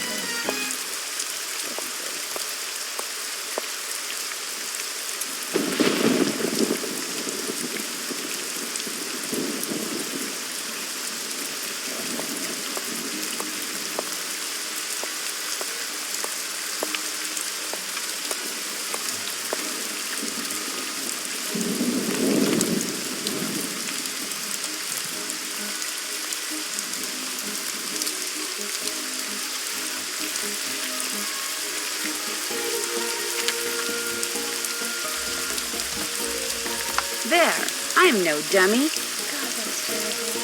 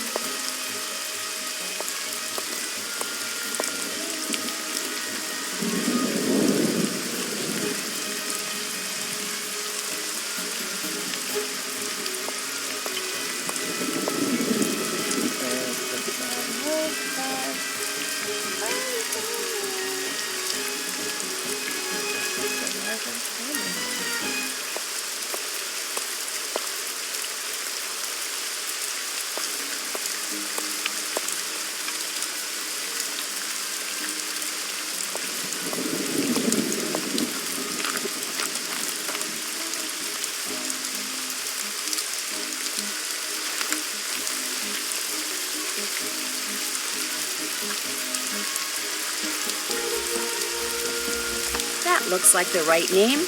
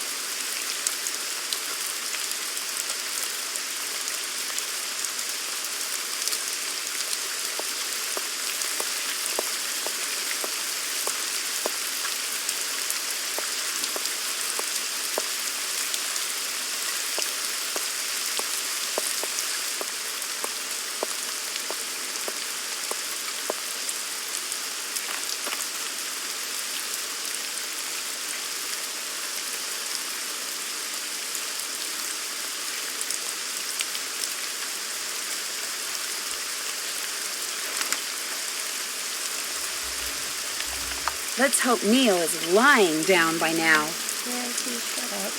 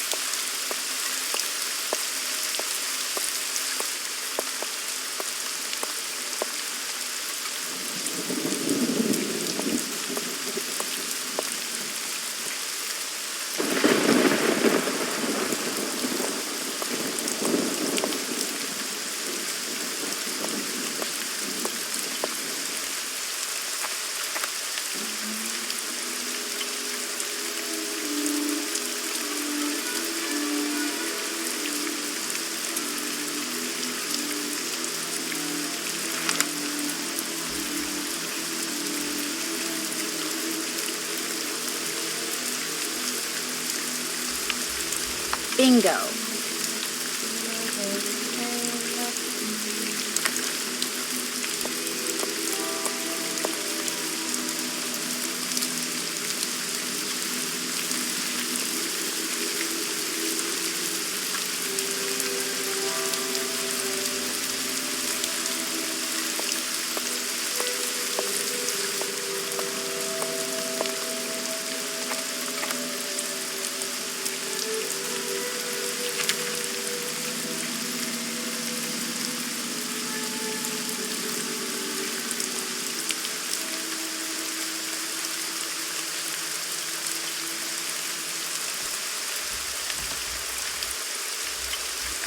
Smells right to me.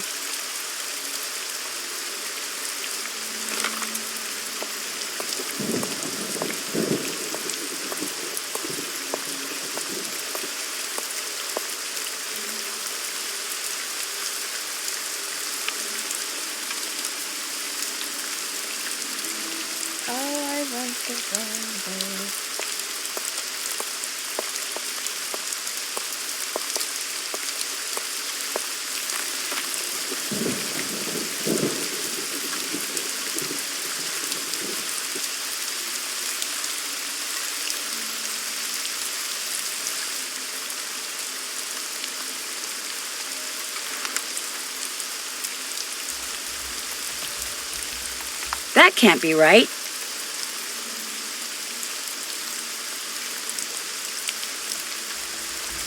Hopefully this will givens me a clue. Nancy, stop.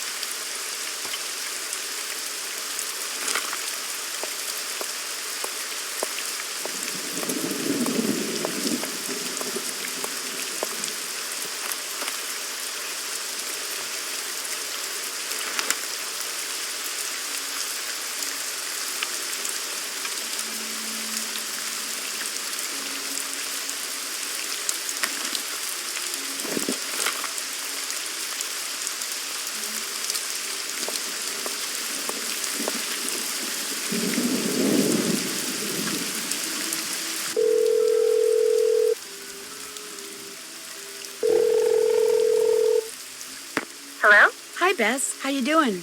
Great. I just took a nice, luxurious bubble bath and I'm ready to boogie. When are you coming back here? That's still kind of hard to say, but listen. Remember that old photo of a boy and his dog you said you saw in that box of stuff Henry sold to Lamont?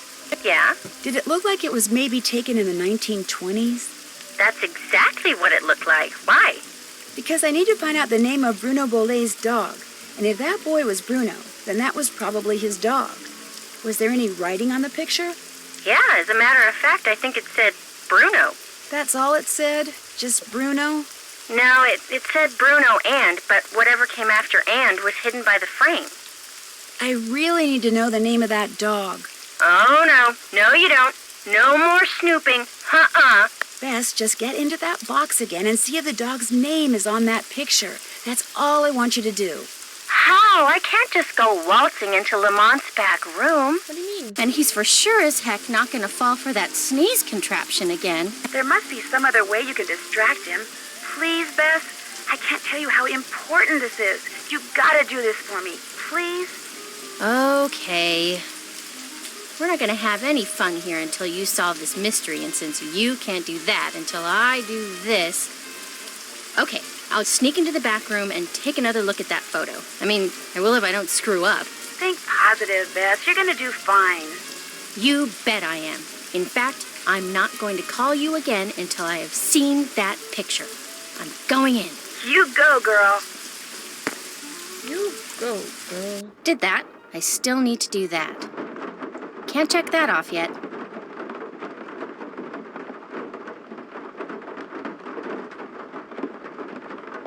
Hey!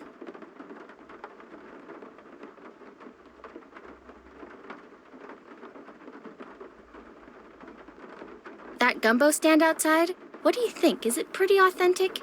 Outstanding! Just watch the hot sauce. Whatever's in it gives my stomach instant fits. Is Henry Boulay a friend of yours? No, I met him at the reception at Bruno's house following the funeral. Gave Henry my card, said when he wanted to start liquidating, he should give me a call. Was Bruno a friend of yours? Way I hear it, Bruno Boulay didn't have any friends. But I wish he had been my friend. I mean, that house of his is filled with junk. He kept everything. For someone in my business, the place is knick-knack heaven. Seeing as this place is called Zeke's, and it's your place, shouldn't your name be Zeke? Guy I bought this place from wouldn't sell it to me unless I swore I wouldn't change the name. So I didn't. Funny thing was, his name wasn't Zeke either. But you know, I still feel guilty about that sneezing thing, so how about I go and get you a nice big bowl of gumbo? just so happens I'm starving, so hey, you got a deal. Great. I'll be right back. And this is the last we'll ever talk to him.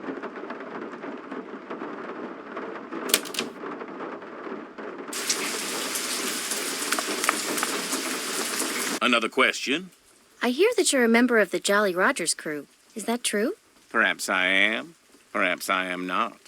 I'm sure someone as charming and attractive as yourself has her share of secrets, too. Am I right? Be that as it may, just what is a crew? Crews are organizations whose primary purpose is to put on parades during Mardi Gras.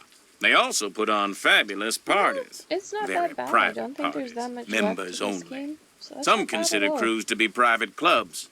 Secret societies is a term others have used. However, back in the 1990s, the city decided not to issue the Jolly Rogers any more parade permits, unless they opened their crew to pretty much anyone who wanted to join. So, refusing to be blackmailed, they chose instead to simply not put on parades anymore. As far as the city is concerned, the Jolly Rogers no longer exist. Are you saying the Jolly Rogers do still exist? Perhaps. Perhaps not. I'll let you get back to your gumbo. I've enjoyed our conversation immensely. This man has... Oh, he's gone. Did that. Evening. What can I do for you? Maybe he let Agatha say that she was in. He's in. Can I get a gumbo to go, please? Knock yourself out. Crawfish.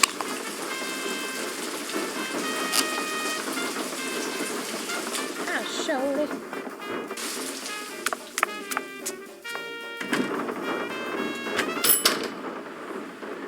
That my gumbo? There you go. Enjoy. I want to make gumbo so bad. Uh-oh. Oh, you're gonna have to excuse me.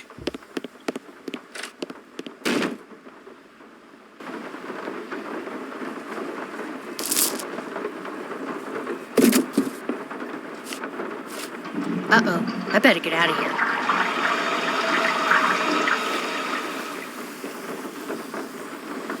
Grant? The dog's name was Grant? That's what it said on the photo. Kind of a weird name for a dog, huh?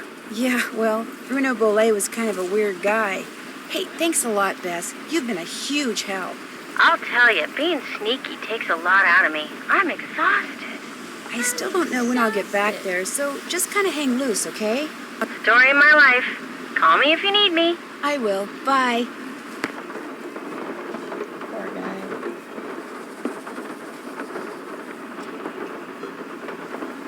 Check. I haven't done that. Check. I haven't done that.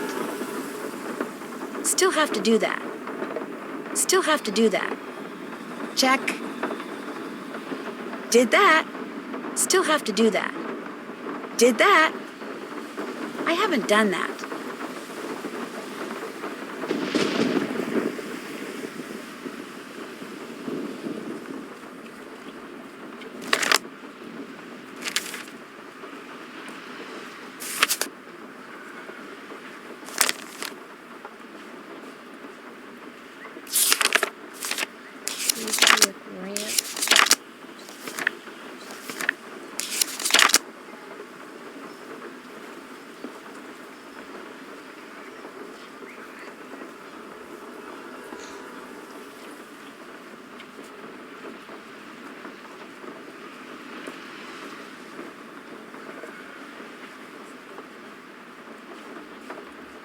Withering roots.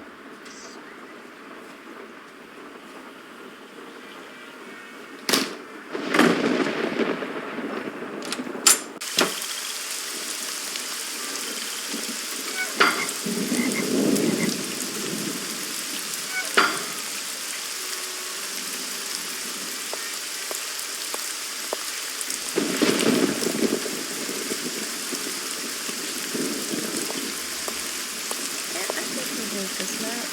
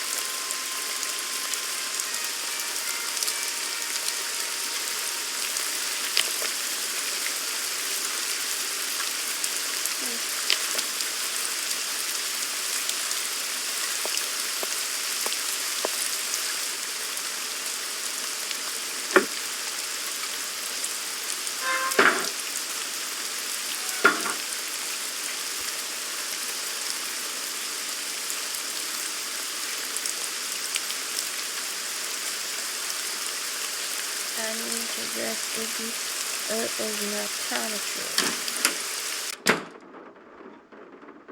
I should probably go see an optometrist soon, not gonna lie. Like, my sight's not getting bad, but it's just one of those things you gotta check out. That you make sure you're doing good with. Iggy! Oh, Iggy! Iggy!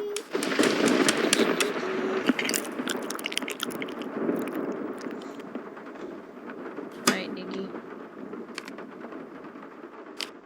What? Iggy?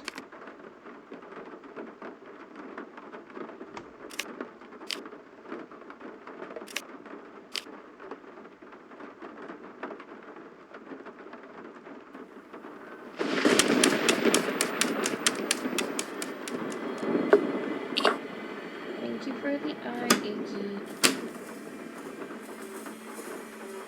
You're gonna be dressed up as a pirate next, and then a clown.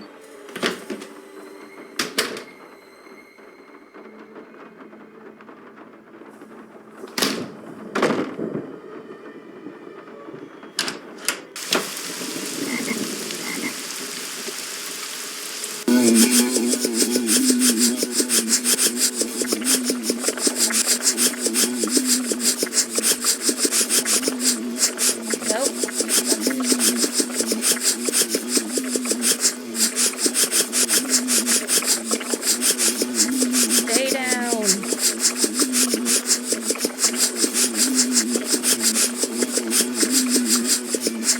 I've been doing good with this before. What the fuck?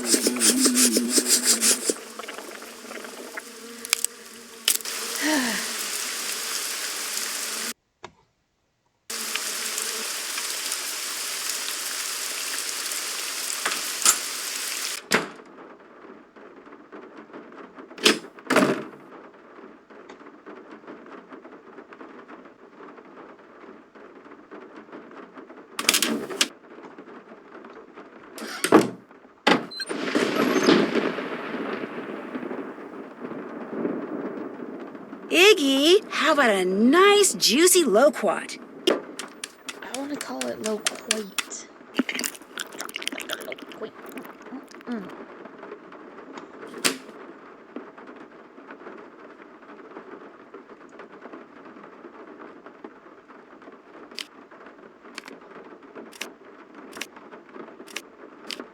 What?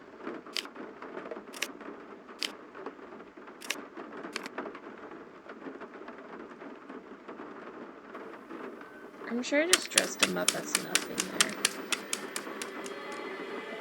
Here, Iggy, Iggy, Iggy.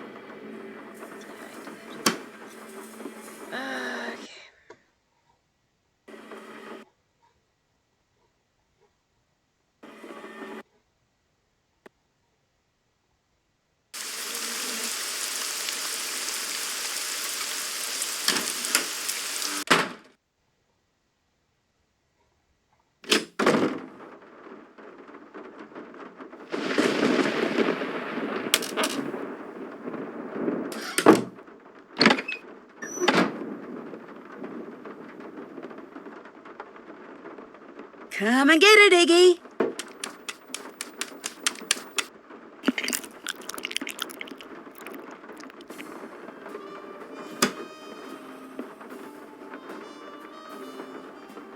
Would that not be for the clown? Oh well.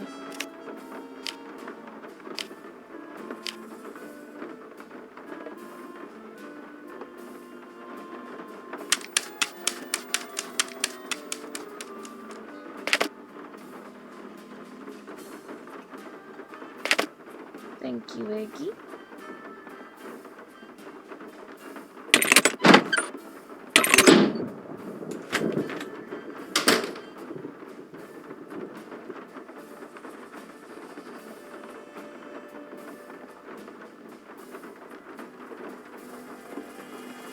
Oops.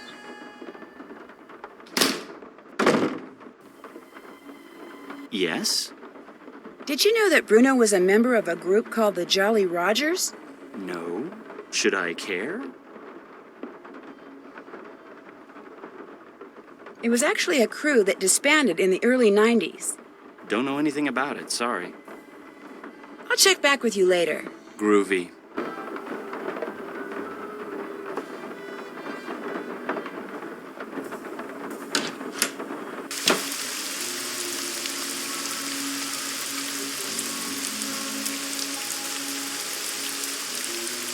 Alright, now the supermodel.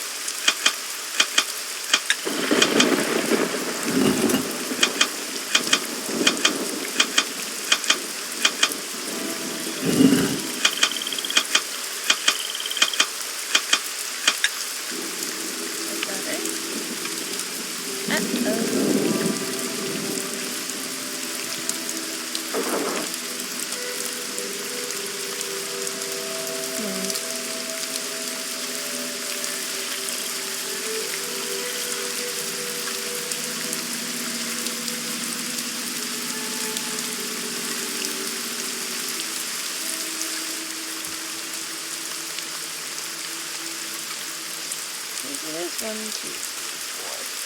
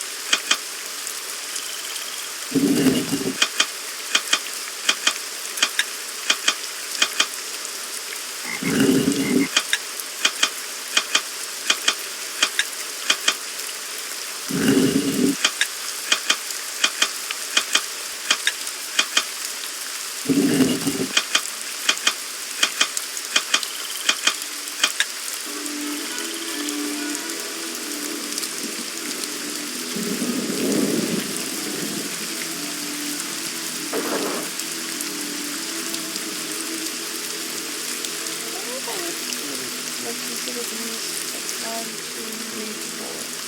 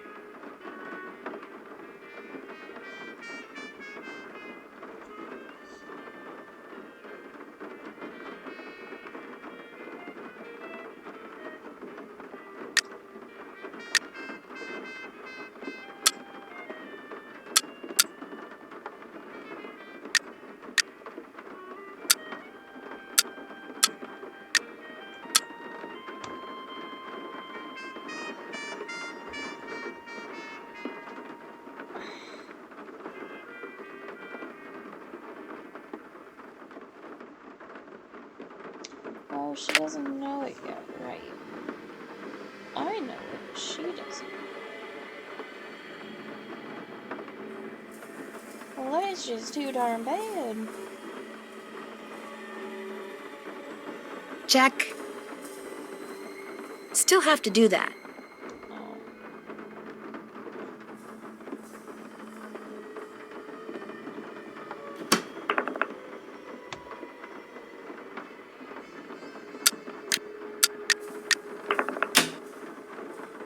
Can't check that off yet. All done. Still have to do that. Did that. Did that. I haven't done that.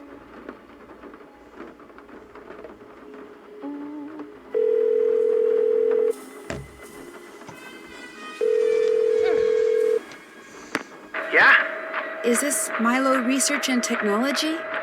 This is Chaz, Milo. Service forwarded your call to my cell. What do you want? Are you all right? I'm at the gym. On the treadmill. It's called multitasking.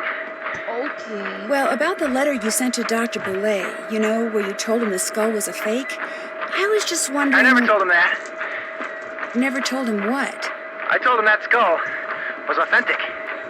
No, you said in the letter the skull was carved using modern instruments.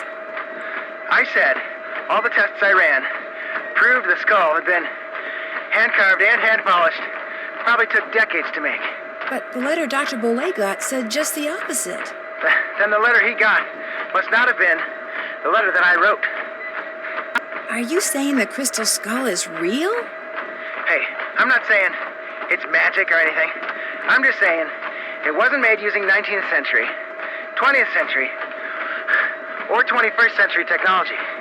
Did you carbon date it to see how old it was? The thing was pure quartz. No carbon in quartz. No carbon, no carbon dating.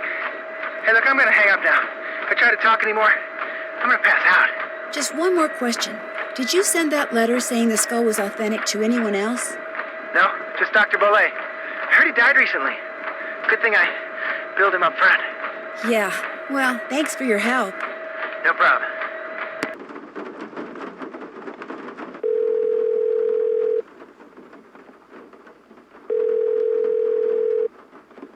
Yes, hello? Hi, my name's Nancy Drew. Is this Professor Hotchkiss? I am she. Nancy Drew. Your name has a ring to it. Do I know you? Yes, as a matter of fact, we met a little while back in Wisconsin. Oh, yes. You were the delightful young lady doling out the samples in the tasting room of that cheese factory. Yum, yum. No, I met you at Wickford Castle. That's ridiculous. There was no cheese tasting room at Wickford Castle. No, we were both guests there. I found a journal written by Marie Antoinette which you translated. Remember? Thanks to you, suddenly all I can think about is how wonderful a nice big slab of Colby cheese would taste right now. Listen, Mandy, I'm on a deadline, so if you could please just tell me why you called. But my name isn't... Deadline! Let's cut to the chase, shall we? Chop, chop. Did a man from New Orleans named Bruno Boulay ever call you?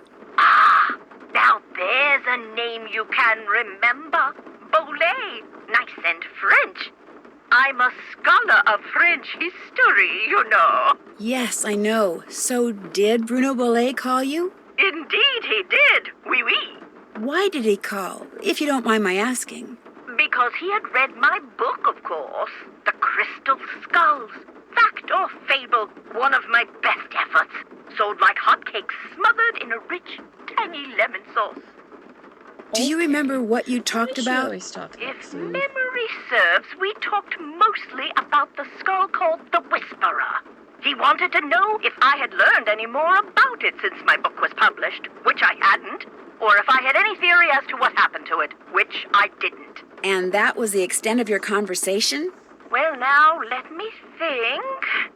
My, such insatiable curiosity, Nellie. You remind me of someone I encountered on one of my journeys. But for the life of me, I cannot remember her name or the circumstances. Nancy Drew? Wickford Castle? Ah! The eyes have it. I'm sorry? That's what Bruno Bollet said when I turned the tables and asked him if he had any idea where the Whisperer was. He said, the eyes have it. Then he chuckled and hung up. Okay. I'm gonna do something real quick. How much would a crystal skull like the Whisperer be worth? In this crazy day and age, where the shorn hair and used tissues of celebrities get sold for thousands of dollars, there's absolutely no telling, Candy. $500,000 easily. Maybe even $1 million. Maybe 2. Maybe 10. The sky's the limit. Cha-ching, cha-ching. If someone found a skull made of crystal, how could they be sure it's one of the crystal skulls? Wonderful question, Francie. How indeed. Because there are sure to be thousands of fakes out there. Perhaps tens of thousands. But remember, the real skulls were made long before the tools commonly used for carving today were invented. Which means, let's put on our thinking caps.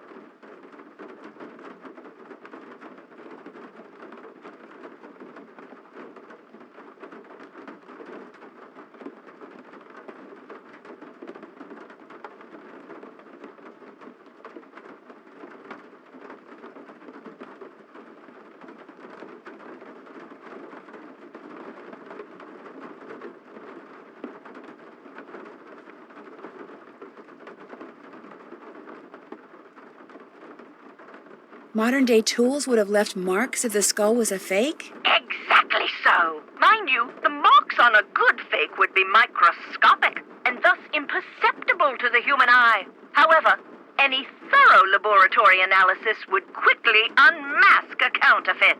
So the only way to prove that a skull is the real deal is by proving it's not a fake? And by examining its provenance, its history of ownership. If it can be shown that a particular specimen has been passed along from antiquity into modern times and didn't just suddenly appear in, say, Germany in the mid-19th century, that would tend to support its authenticity as well. The idea that the Whisperer can make its owner immortal, do you believe that? I believe that things that defy any so-called rational explanations happen all the time, Nessie. Now, does that mean there are mysterious external forces at work in the universe of which we do not and cannot ever have full knowledge? Or does it all boil down to us? If the human heart desperately wants something to be true, does the human mind have the power to make it true? Who knows? Oh, questions, questions, questions. Oh, how dreary life would be without them.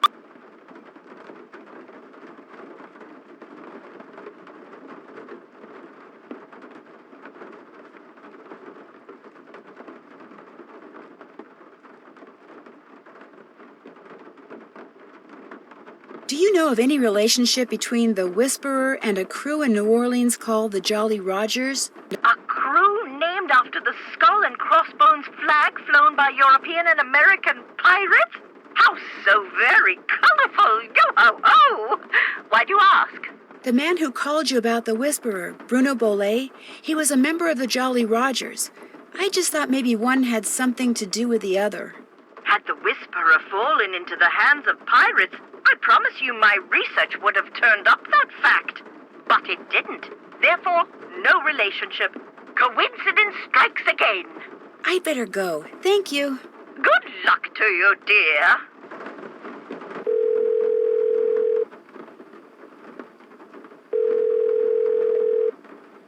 Hello? Hi, Bess. Listen, you busy? Why? I need you to do something for me. What? I need you to infiltrate the meeting of the Jolly Rogers crew that's about to be held at Rampart and Dumaine, which has got to be right near Zeke's. Look around for it. Now, to get into the meeting, you'll need to put on that skeleton man costume you saw in the back room. And once you're in the meeting, you'll need to listen for the name that opens the meeting so you can tell me what it is, okay? No. Beth, I know you don't like to do stuff like this, but this is really, really, really important. and it'll be the last thing I ask you to do. I promise. Oh, all right. I don't suppose it would do any good to point out that the curio shop is closed. You'll find a way in. Oh, and if anyone at the meeting asks, the password is Scuttled Bones. Okay, I'll give it a shot. That's the spirit.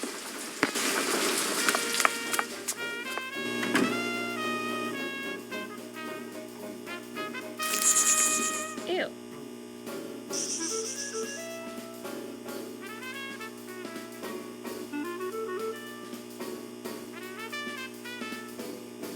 I can check that off. Haven't done that yet.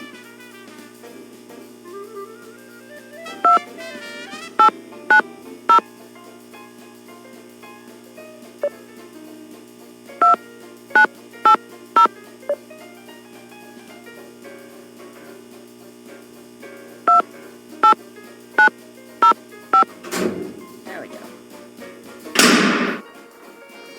Haven't done that yet. Haven't done that yet. Haven't done that yet.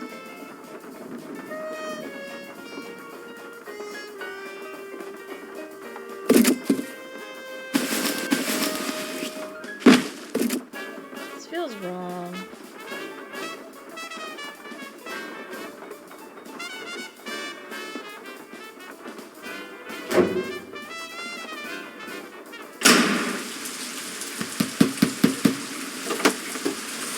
Did that. Haven't done that yet. What's the password? Password? Right. Let's see. Scuttled Bones. I can check that off. Can't check that off yet. Better hurry, we're just about to Did start. that.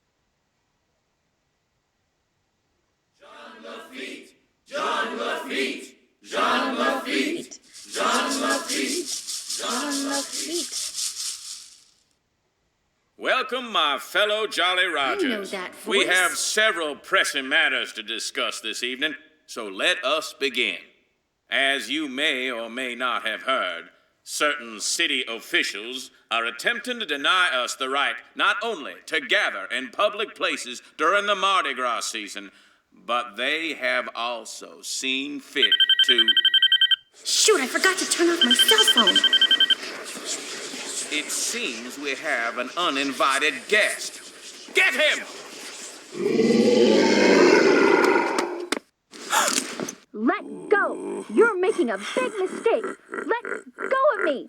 Look, I'm not here to make trouble. You're making a big deal out of nothing. Can't we just talk about this? Where are you taking me? If you just let me explain. Why, it seems our trespasser is of the female variety. Let's have a look.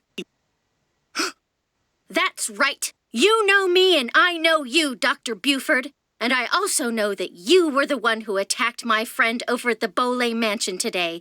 And if you don't tell me why right now, I promise you, you are going to be in one big world of hurt.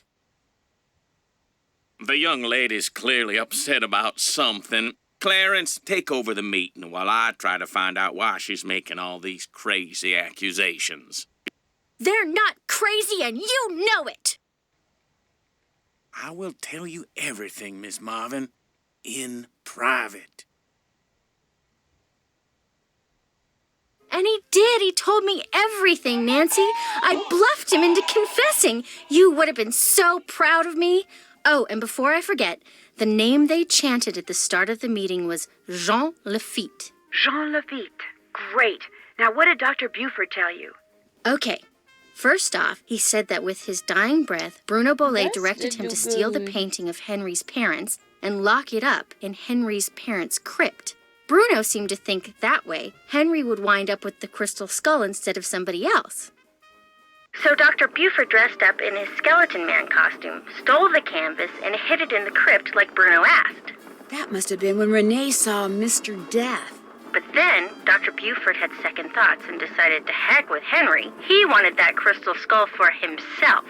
So this afternoon, he dressed up in his skeleton man costume again and snuck into Henry's house so he could get the key from that mini cemetery and retrieve the painting he'd left in that crypt, knowing the painting would somehow lead him to the skull. Only I walked in on him and ruined everything. Right. And now that we're onto him, he says he no longer wants the skull. He's embarrassed that he allowed his superstitious side to get the best of him and says whoever finds the skull is welcome to it. At least that's what Dr. Buford said. Uh-oh. Uh-oh what? I told him you were looking for the skull. That's all right. Actually, I told him you were on the verge of finding it. Why would you tell him that? I don't know. I got carried away. No, So if he lied to me and he really does still want the skull, then he might come after you. He left right after we talked, and I don't think he went back into that meeting. What if he's on his way over there? Don't worry, I'll be fine. No, you won't. Why don't you just... Whoa, that bolt of lightning was huge. Anyway, why don't you just go relax, and I'll be back at the hotel before you know it, okay? Bess? Hello? Bess, you there? Nope, she sure isn't.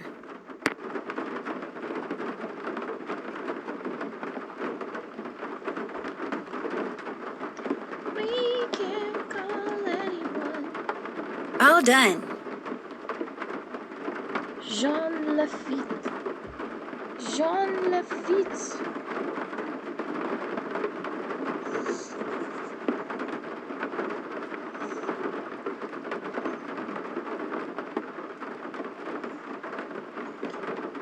Jean Lafitte.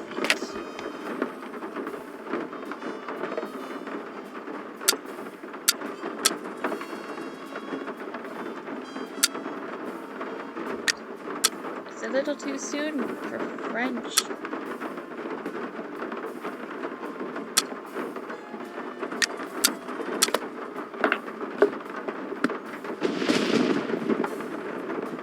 Well, my fine furry friends, there's all 24. Jean Lafitte will be proud. Oh, goodness. Did that. All done. Did that.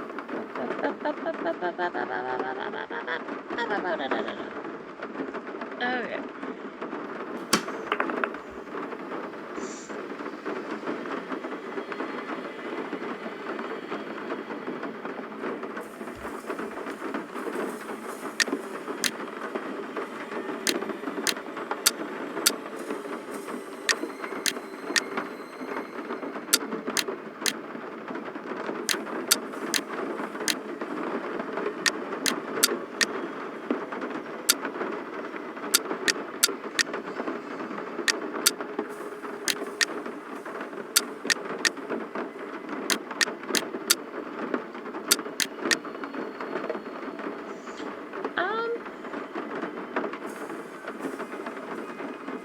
No, I like this one and this one.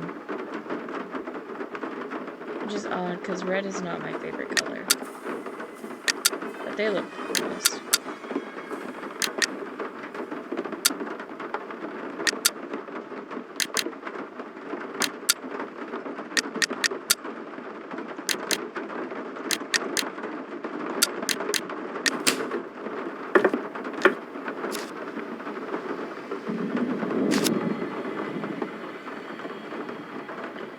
Why do I need 25 glass eyeballs?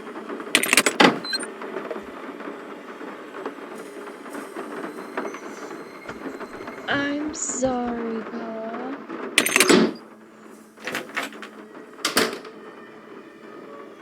It's okay. There's gonna be the vault and everything.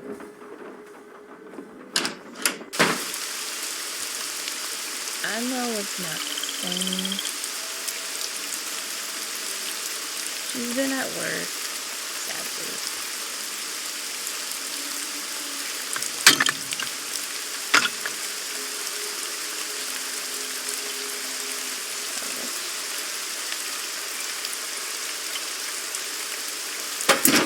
This not look like it should work, but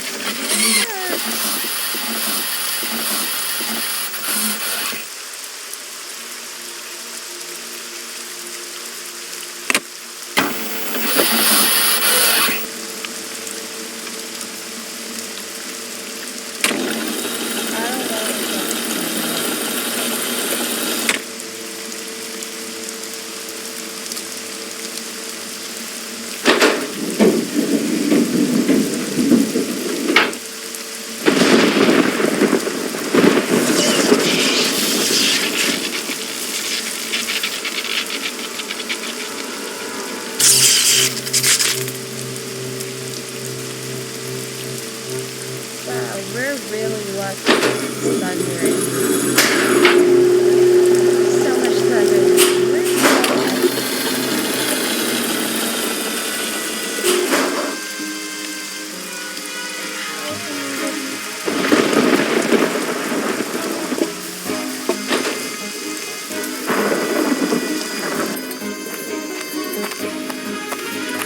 Nancy? That you in there? Goodness sakes, gal, what on earth have you gone and done? The lid's closing and I don't know how to stop it. Here, I'll pull you up. Toss what you're holding up here, then give me your hands. Come on, you best hurry. Here it comes. Renee, a little help, please? The crystal skull. After all that scheming, how do I finally get it? Why, this nice little Yankee gal just hands it to me. Renee, help me. Hurry, please. Thank you, Nancy. Bye now. No, you've got to help me. Renee! Renee!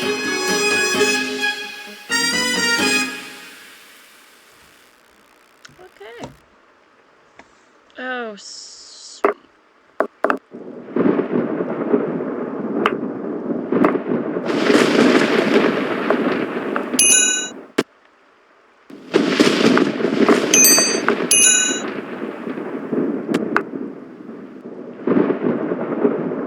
I didn't see it.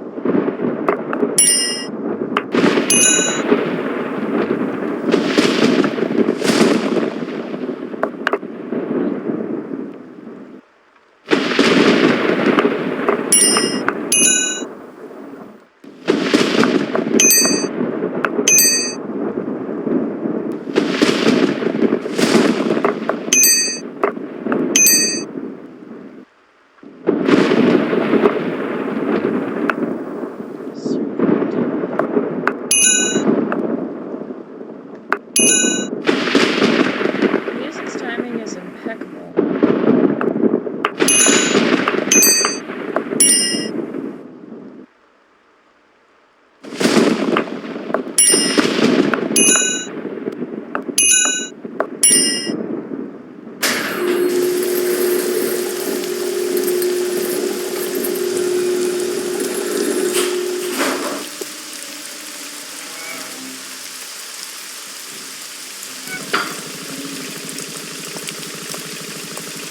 I can't see her footsteps.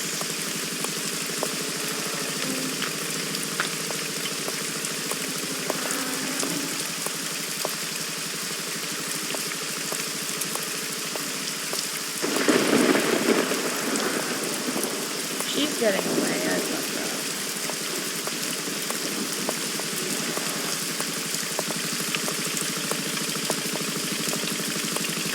Renee, hold it right there. That skull isn't yours. This ain't nothing of the fact that you just tried to bury me alive. The skull is mine. It wants to be mine. Yes, I did my share of scheming to get it. I got Dr. Bolay to go to the authenticators, then switched the letter they wrote saying it was real with one I wrote saying it was fake, in hopes that Dr. Bolay would just hand it over to me. Yes, my plan failed, and yet, here we are. I have the skull. Why? Because it knows that I will fulfill its destiny. Bruno Bolay wanted Henry to have it. That's why he had Gilbert Buford steal that painting and hide it in Henry's parents' crypt. Because he hoped that way Henry would eventually find it. Henry's a fool. If he ever got his hands on this, he would just turn around and give it to that trashy girlfriend of his. Dr. Bolet, he just wanted it because he was terrified of dying. Gilbert Buford, too. And that Lamont fella, he just wants to sell it to the highest bidder. But me, my motives are pure. I am going to protect it so it can rendezvous with all those other skulls. Hi, Bernie. I'm going to be right there when they start conversing, and all the mysteries of the universe are forever solved. Ah! Oh yeah, you're really used to Bernie. No, come back!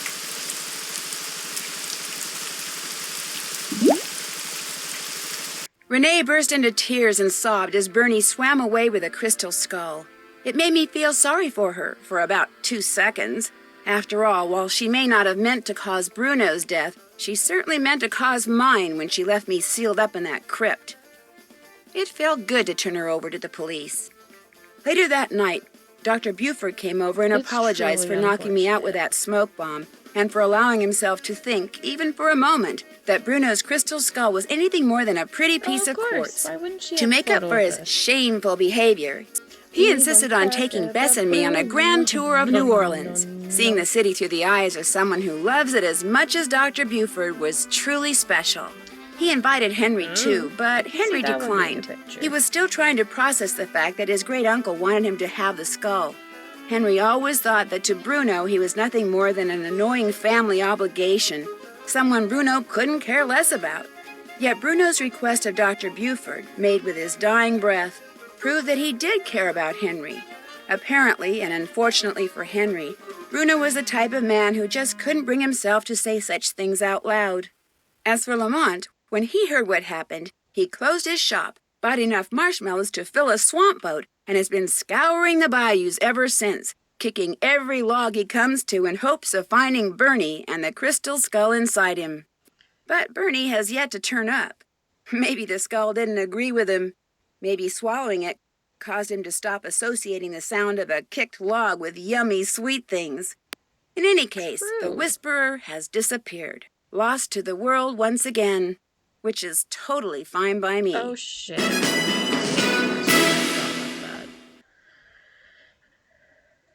What? Oh, she had the hiccuping. Eh.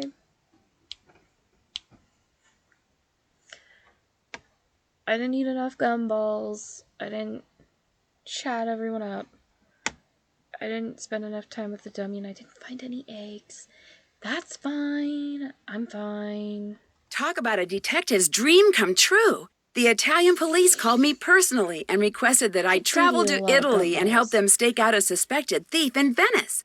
Unfortunately, what started out as a simple assignment in a city filled with canals, gondolas, and romance quickly morphed into a full-fledged undercover operation, and I soon found myself trapped in a maze of lies, disguises, and danger.